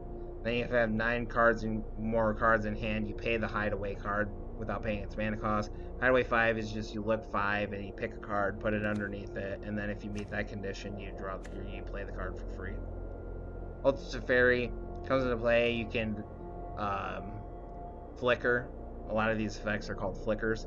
You exile another target permanent you control, return it to the battlefield under its owner's control at the beginning of the next end step. And you can activate the loyalty abilities of planeswalkers twice rather than once. Teferi, Hero Dominaria, draw a card. Beginning of your next end step, untap 2 lands. And then he can take a card, put target non-land permanent into its owner's library, 3rd from the top. You get an emblem whenever you draw a card. Exile target permanent an opponent controls. Farewell, we saw this before. Valkyrie Harbinger, we saw this before. Blood of Tears bounces everything, and then if you bounce 4 or more things, you get to play a card for free from your hand. Mordenkainen, draw 2 cards and put a card from your hand on the bottom of your library. You create a blue dog. Its size is equal to twice your hand size. So if you have like 6 cards in hand, it's a 12/12. His ultimate, which is his bottom ability, exile your hand or exchange your hand and library, then shuffle. You get an emblem with you have no maximum hand size. So he just draws your whole library. I'm gonna try and speed this up because I'm kind of tired. River's Rebuke, point it at your opponent, bounce all their stuff. That's not a land. Dream Trawler, flying lifelink. Whenever you draw a card, it gains 1 attack. Whenever he attacks, draw a card. Discard a card, gets hexproof. Ugin the Ineffable, color spells cost 2 less. Exile top card of your library, get a 2/2 spirit. Destroy permanent, so it's 1 more colors. Angel of the Dire Hour. If you know what Settle the Wreckage does, you know what this does. It's just a 5/4 angel. Enters battlefield. If you cast it, exile all attacking creatures. So you could even exile your creatures. I don't know why you would want to do that. Amira's Call is the white version of the pay 3. Comes into play untapped if you pay 3. It creates 2 white angel warrior creature tokens with flying, so they don't have vigilance. And then non-angels gain indestructible. Seraph of the Skyblade, we saw this before. Sarah's Emissary, flying, enters battlefield, choose a card type. You and creatures you control have protection with the chosen card type, so you can actually choose like instant, sorcery, enchantment, protection. We went over it in the last video what it does. But basically, quick summary of protection. If it affects the card, it's protected. If it affects the card, it's protected from it. If it doesn't affect the card, it's probably not protected from it. Seagate Restoration, draw cards equal to the number of cards you already have in hand, +1. You have no maximum hand size. It's a blue land on the other side. You pay 3. Platinum Angel, you can't win your game. Your opponents can't win the game, and you can't lose the game. Undo our inversion, we already went over this. Vanquish the Horde, cost 1 less for each creature on the battlefield. Wipe the battlefield of creatures, Thassa's Intervention. Choose one, look at the top X cards of the library, put 2 of them in your hand, rest on the bottom of your library in the random order. Counter target spell unless its controller pays twice. Alright.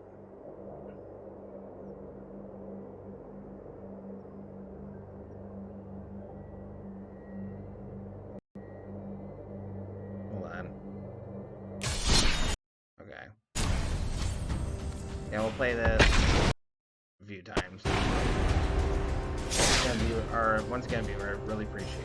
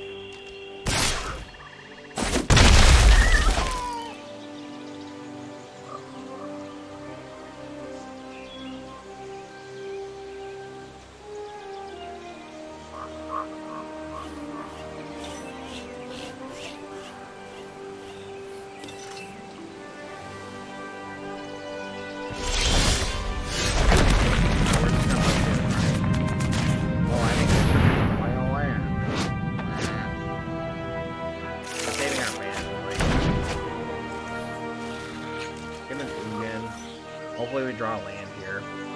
Deck's pretty sweet as long as we get out of it. Play a different commander though, obviously. I just play Azor because, like I said, he's just like one of my favorite Magic cards. Keep burping. This card's pretty sweet.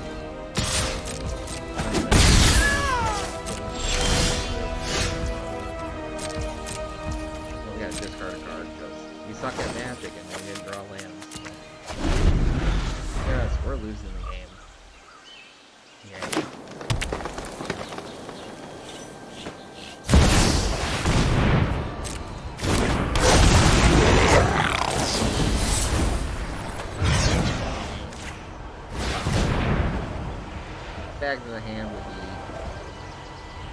You can't play cards.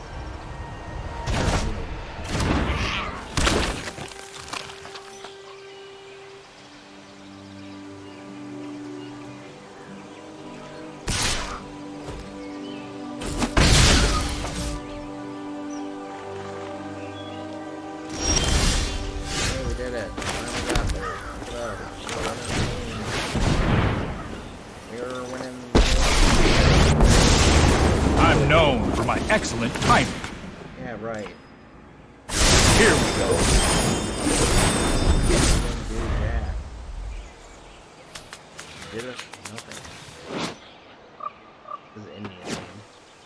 nothing.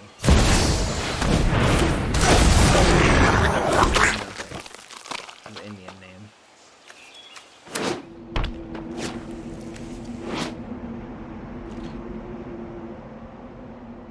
Yo! That didn't pan out. Yeah. Piano. Let's try this. Apparently we keep sucking at magic today. This deck doesn't have any ramp. Cause I was like allergic to ramp at the time. It caused me to break out hives every time I draw it. So I had to take out hive.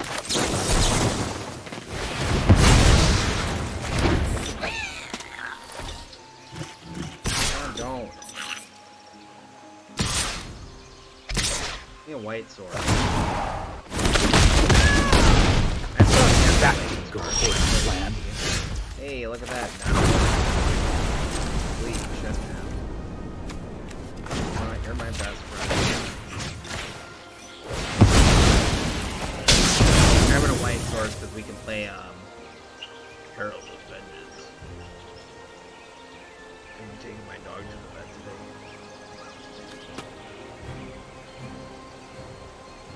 Stop it. I'm going to the vet tomorrow.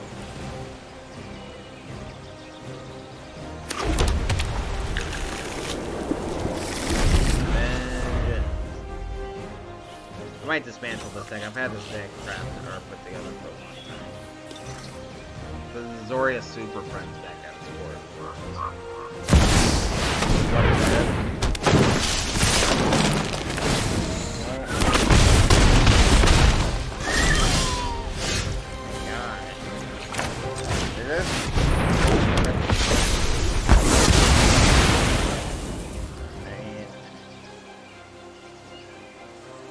I love your hair. Hey, they win, so I'm just gonna go on that one. Not bad.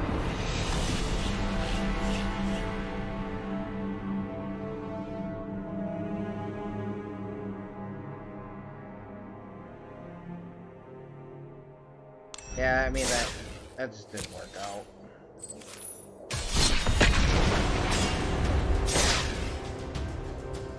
I would like to recraft this deck though, kind of tear it apart. Still making Azorius. Add a few things. Pokemon trainer. You're my friend. Okay, cat.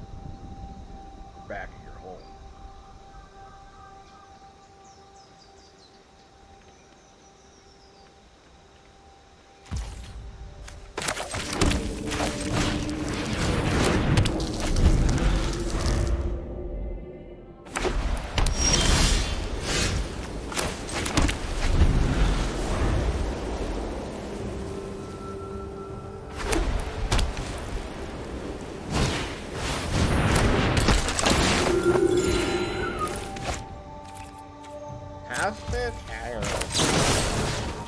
We're doing this like hey, there you go. I really realized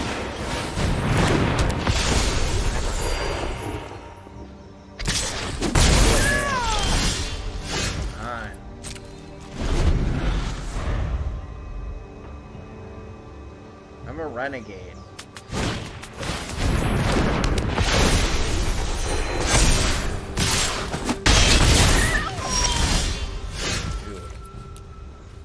Not dealing with this right now. Where? Obviously I'd fix this, but I'm like too tired to do that right now. This deck's pretty sweet if it actually like draws lands. We'd be like all good to go. Be nice to draw our early game draw stuff too, but you know, we can only get so much. Now realistically though, I should actually run ramp. Because we have a lot of high cost cards.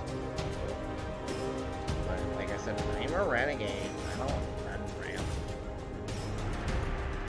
This this is when I was kind of like trying to play a little bit less lands. It's never a good idea. You should, like in every brawl deck, you should probably always play at least 40 lands. Your average mana cost is like mostly 3s, like starting at 4. I gotta get this red rabble rouser. Yeah, rabble rousing is a pretty cool card. It's a enchantment with a wire or hideaway.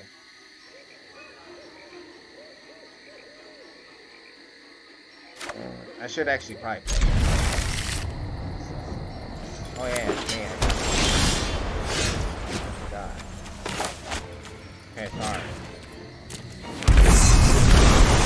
This card's pretty sweet. I do want to try this guy because he's Spirit. Spirit God.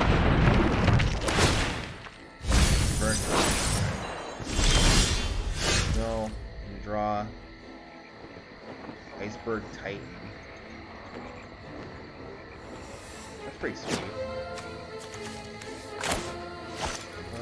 You know what? Hey, there's a little foretell this. I must have cracked a pretty good amount.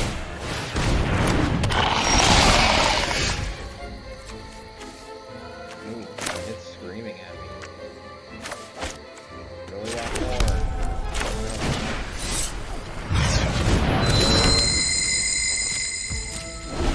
Louder.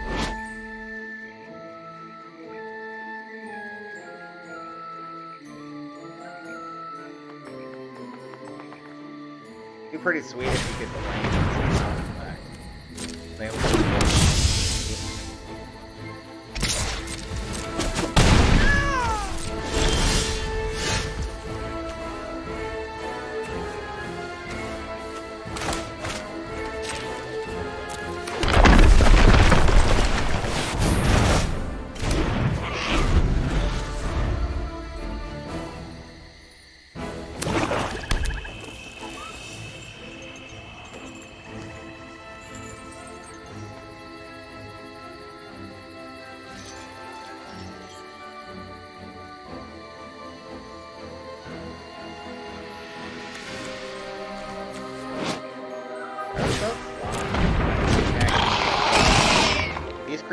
These types of creatures are called blades because a lot of times black, or you know, because he's got black right here. He's technically an on-black card, but he is because of this right here.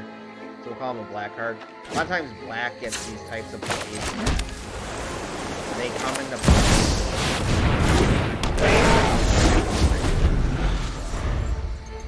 Plays Azor.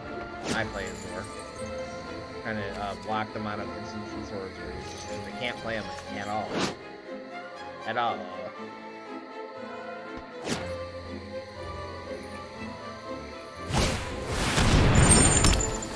This card's pretty sweet. Rune Crown. You can grab runes.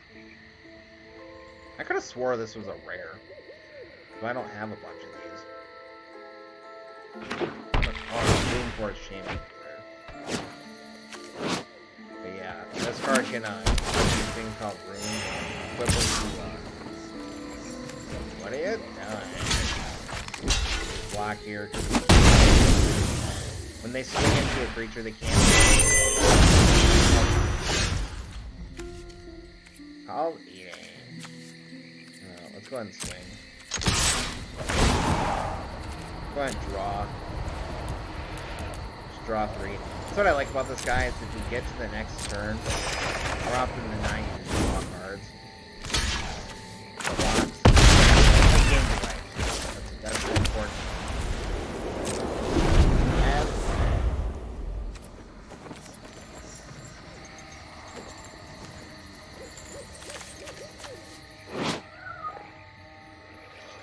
I mean, you could do this with this, too.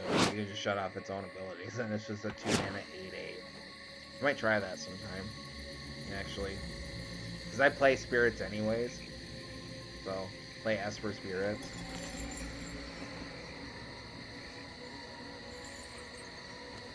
Wow, they're pretty good.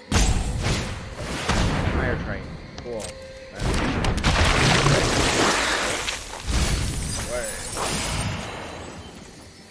Summons undead. That's a pretty cool card. I actually like that card a lot.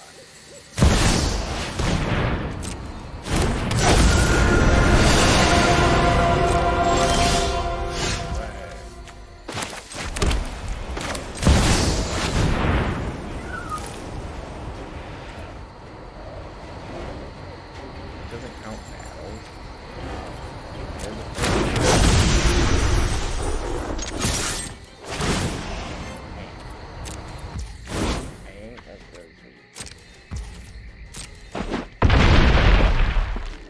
I'm surprised this doesn't. Battles are technically card. Play.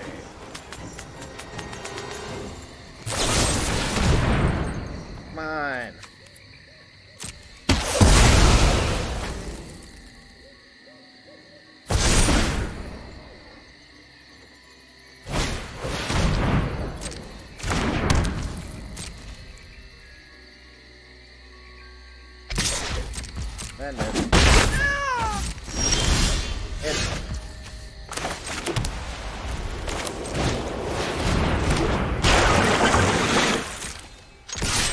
Then we're not gonna draw. Wait, yeah, pretty much full. I don't hold up or counter spell. Wanna hold up.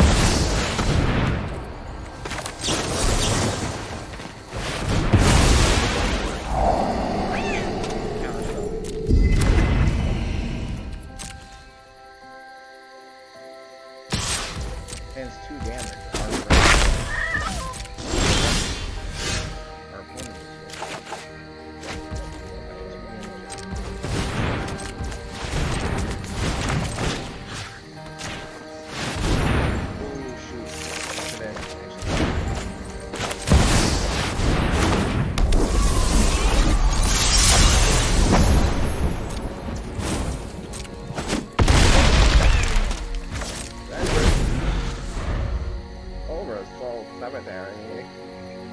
cemetery.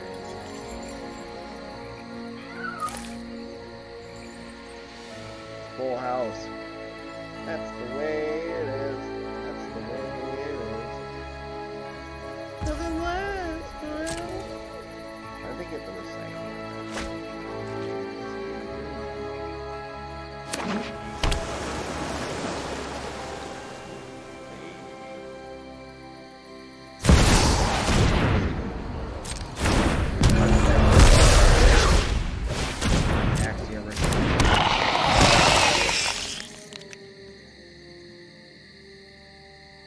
That's the way it goes.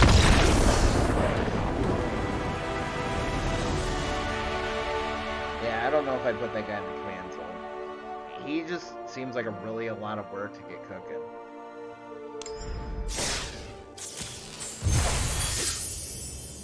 That's the way it goes. It's gonna last forever.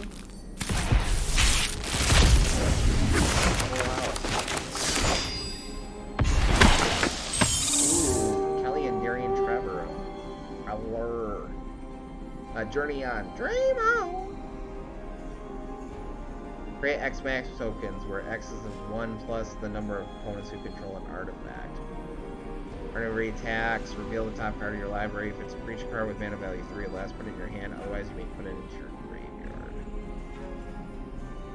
This is kind of cool. That Kaalia, that was like the strongest card in that's definitely like the strongest. I think the strongest commander, arguably, yeah, it's definitely Kaalia from the last set. He's equipment and or an enchantment commander. He's just really good. At the beginning of your end step, you spend and put a little counter. Again, this is their Johnny's Pride mate. This card's pretty good because he's got menace. He's a goblin warrior. In the presence of ages, he's got a face. Build top 4 cards of your library. Ooh, and or land. Ooh, wow, this is really good. I like that a lot. Oh, I got a lot. Tendril, the Micro Tyrant. This card's pretty sweet.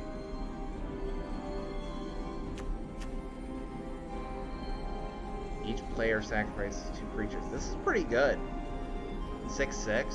Yeah, I like that a lot. Mineshaft Spider. There's his battlefield, he may mill 2. Shadow Volcano! You remember Legend of Dragoon. Yeah, again, another Bajani's Pride mate. So we got the black one and we got the white, or the red one. Pretty cool stuff. There's his battlefield, we made 2 cards. Yeah, Kellyan, we'll have to try him sometime. He doesn't look that exciting, to be quite honest. I would probably play him with some sort of combo, though. The Lesnia, I don't know if they got like an infinite with like anything with manifesting 3 or less. I would imagine we're close. He was definitely the last set, he was definitely the strongest.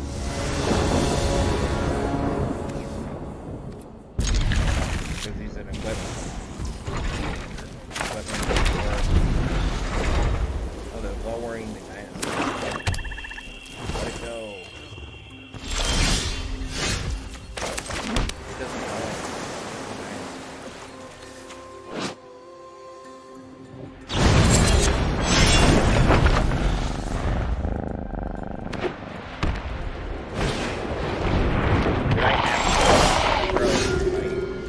Then destroy all other creatures as its powers exactly 20.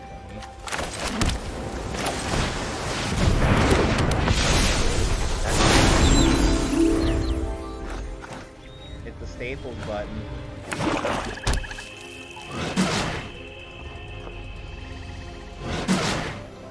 Cool.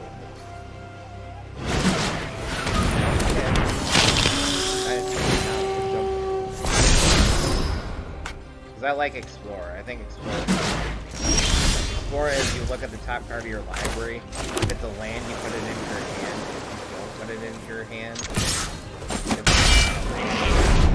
graveyard, and then you get a 1/1 counter. And if you put it in your graveyard, you either keep it at top or you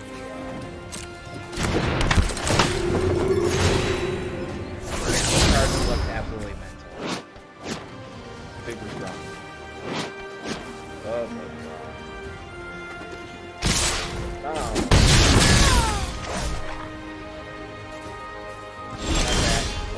We'll wait a while. Eventually, I might grab this check. If you show remorse, I'll show restraint. Oh, boo boo. We don't show remorse. We don't even know what that is. Hurry!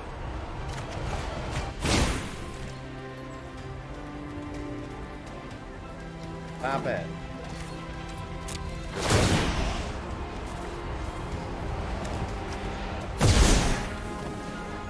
It's thinking. Better get it to stop. Gosh. Thank you. Yeah, they're learning stuff. Dad, they're learning.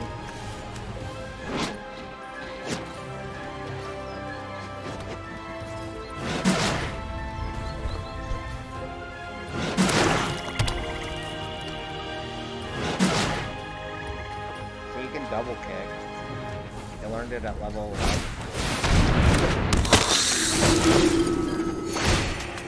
This shit's definitely. I really want to try. I'm really glad that I saw this. Because definitely, I may not even wait for her. She's just a rare, anyways. I might give it a. I might give it a round. This card's strong. It's Orzhova life gain, so. And Explorer is just great, honestly. It's one of my favorite mechanics from the past set. Nice. Destroy all creatures. Destroy all creatures. Dad. Kaalia. Destroy all creatures. Dubai. Destroy all creatures. Draw card. Let's skip to the good part. Skip to the good part, alright. Get on them.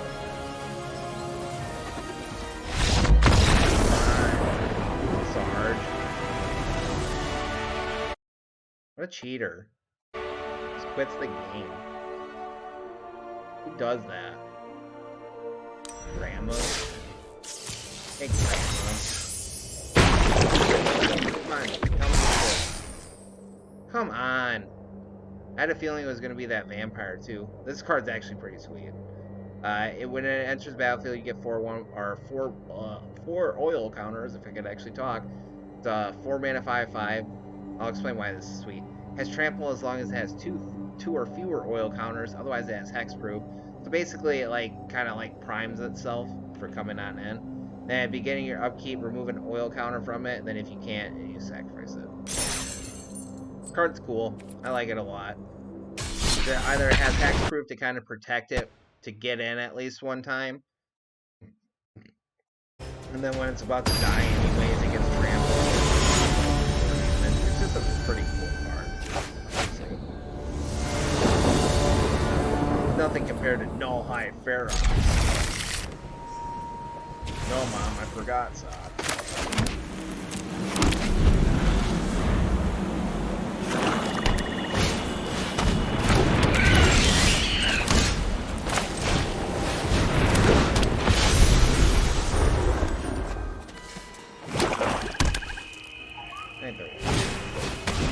Thank you, wonderful viewer. I'm getting kind of tired though. They take away our wandering. They're ready. Come on. Both for planeswalkers. That's really not cool, son. Sorry. Defender. Dad. All big damage. David Banner. Hey, you ever seen the Chevy with the butterfly doors? David Banner. David Banner.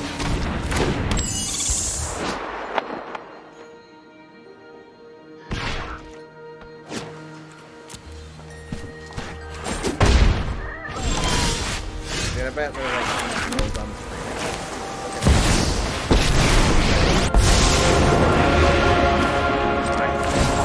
I'm inspired by a good assault. Yeah, I eat salt on my burgers.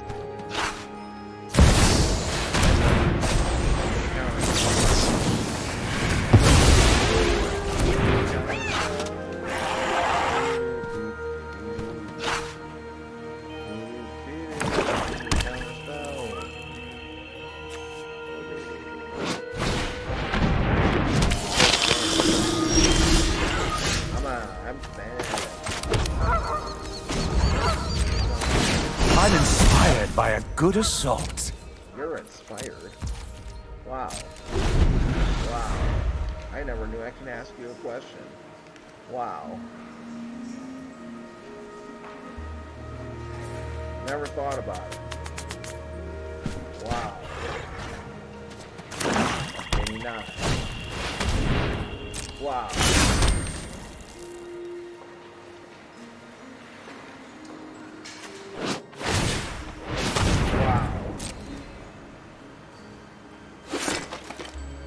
This card's pretty sweet. It has an instant win condition, Vorpal Sword. I just thought this card was pretty cool. Take it.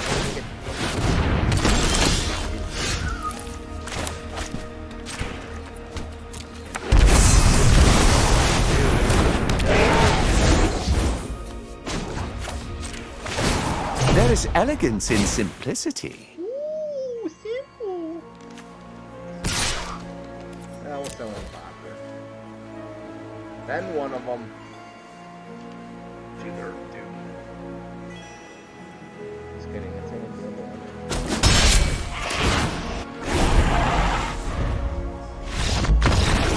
Alright. We're winning the game. But no, that Dovin's pretty sweet. I actually really like that Dovin a lot. He's an older card. I mean, you don't. He's not an instant craft. It's Alright, I'm gonna go ahead and do one more. I gotta lay down. I'm tired. I appreciate your time, dude. I really do. We're gonna do one more. One more. Drake Bangford. Hi guys, Drake Bangford here. Social media influencer. Dog lover. Takes care of each other. And I just saw the biggest tortoise that I've ever seen in my entire life. If you feed me $1, I'll feed the tortoise twice. With my own 2 hands. And a baby bottle.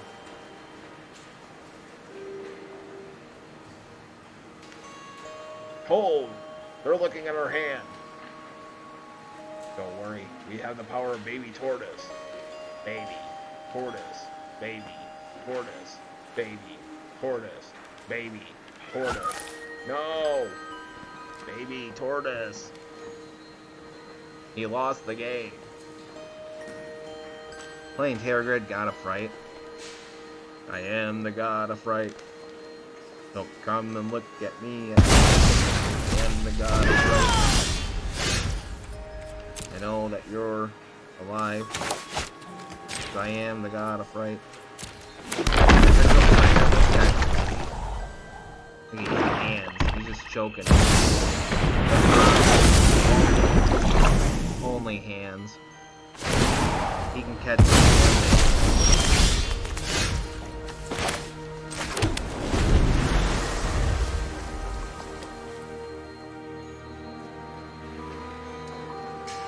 Come over here and catch these only hands.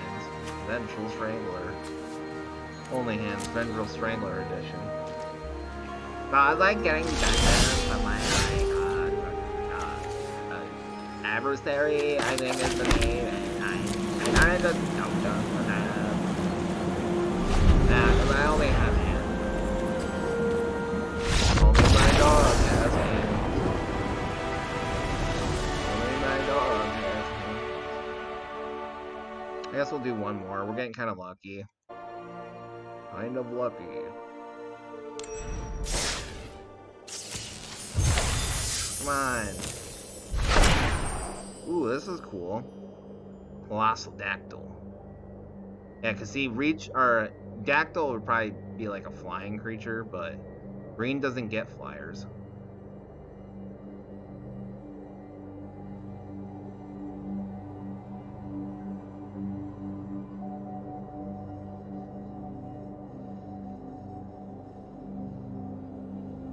That's pretty sweet. It's got Reach and Trample and it's a 4, 5, 4. I think that's pretty tight. Definitely a good draft card, like a good draft pick. Above rate. I think Reach is pretty good, honestly. I always like to see a pretty good Reacher in green. Cause I always remember way back in the day, I played like kitchen table with not really a friend, somebody I hung out with. I begrudgingly hung out with. Had to tolerate him. And I remember playing this old rule deck because we had like just a limited amount of cards to play with. And he just like won with flyers because like there's just like no concept of flyers.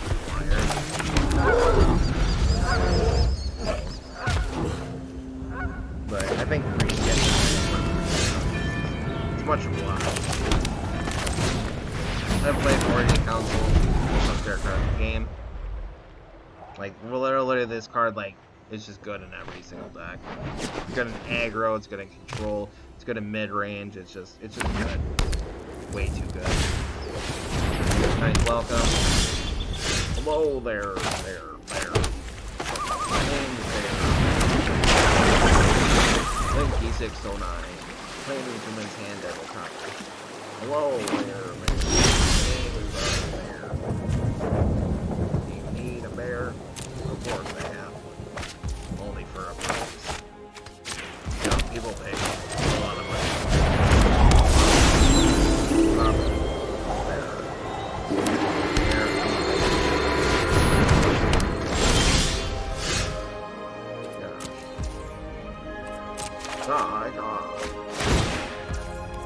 Yeah, go ahead and get your treasures will be cheater.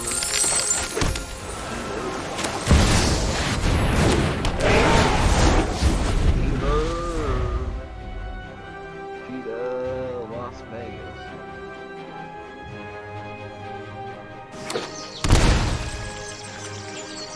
Cheetah from Las Vegas. The new cop show.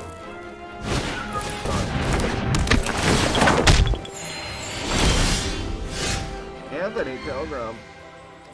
He left my dog outside.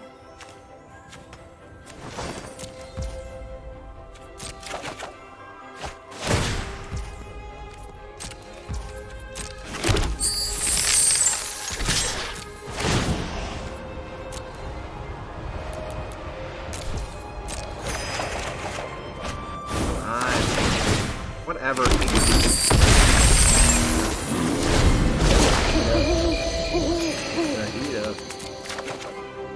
Go ahead and take them all.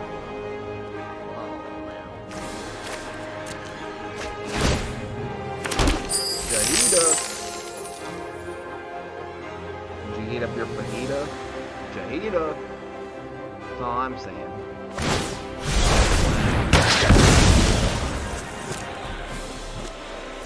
Jahida. Sangrita. I don't believe you.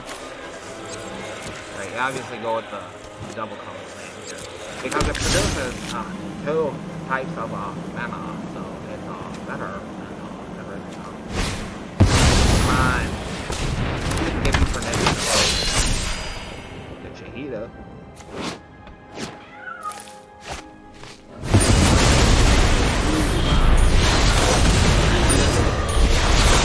I do have to add that to this list. Jahida.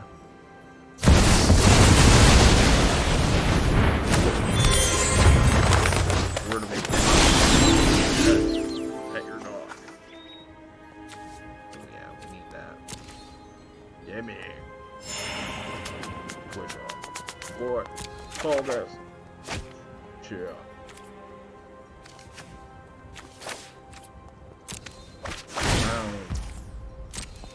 Jahida.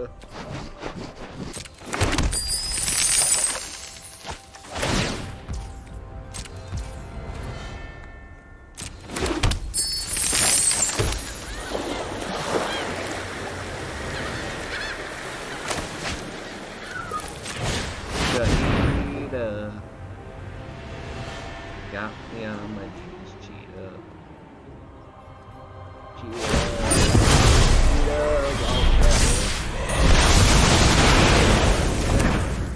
Blow them all up. The user can go to the graveyard. Get there. Come back home. Back to the graveyard. Let my dog out.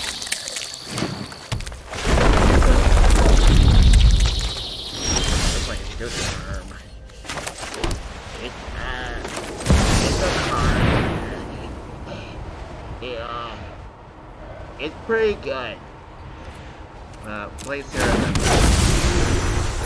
protection from breachers.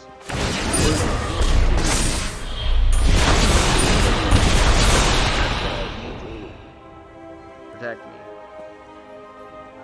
Protect me. What you got for us, cop? You're welcome. Or not.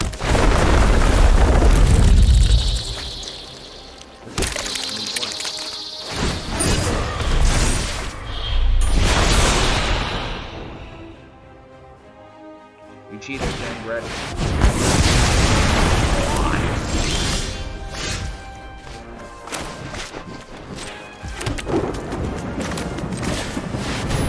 Hello.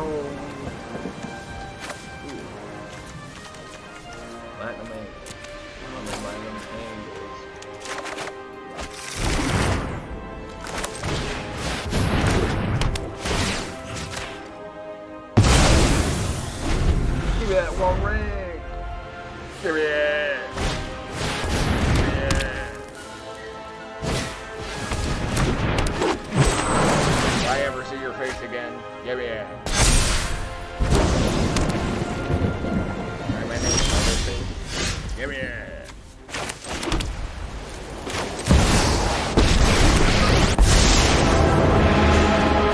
hide from the world any longer.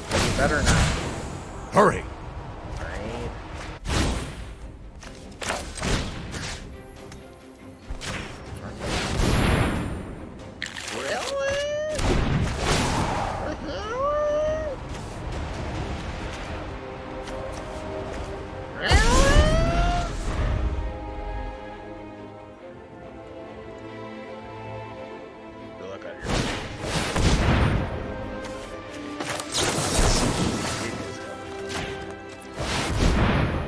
Let him block counter that.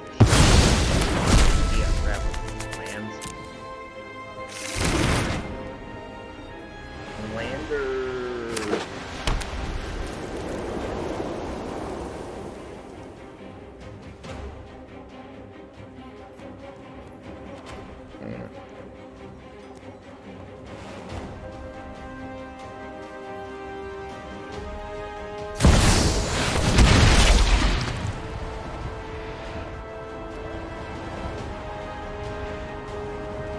Hey viewer, I got something stuck in my teeth. I got psoriatic arthritis and I can't see out of my left ear. I brush every day. You know what he does? He brushes. Maybe it's him. Maybe it's me, buddy.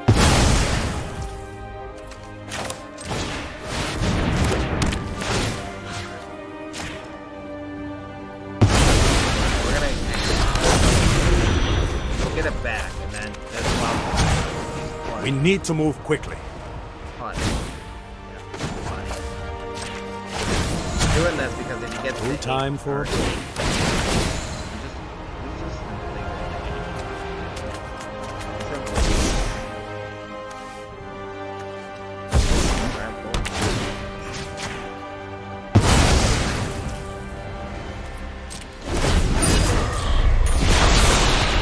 You might have your cards.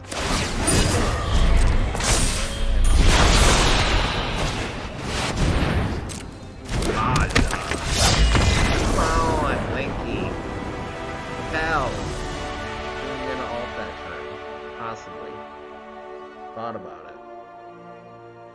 Not doing that though. See it? They left.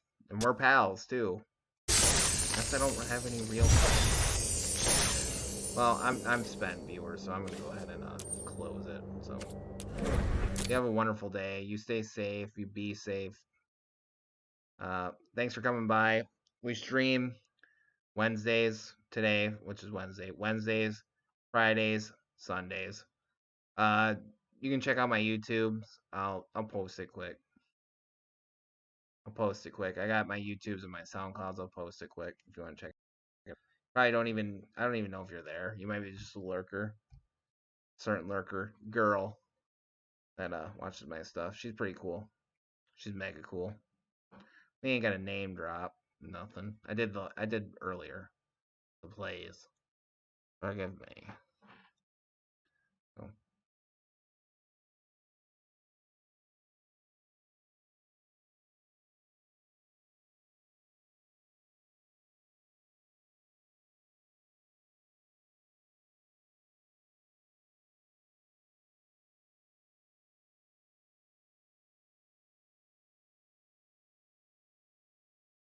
Alright, let's copy this. This is my sorry, I'm so used to using a Mac. It's my SoundCloud. Hold fast.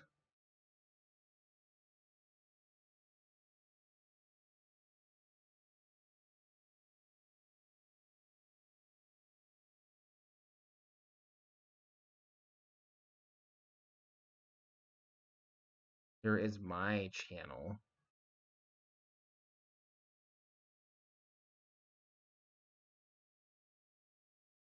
Here, actually, I'm just going to leave you a link to my most recent edited YouTube video. I do audio editing on my stuff. I don't have the means to do a lot of visual editing, but I do audio editing because I'm an audio engineer. My SoundCloud has all music that I made personally. Yeah, I sent you my YouTube, my SoundCloud. That's enough. And you know about my Twitch, obviously. You've been here. You're here, so. All right. Well, that's all she wrote. Thank you for your time. You have a wonderful day. Stay safe. Be safe. See you later.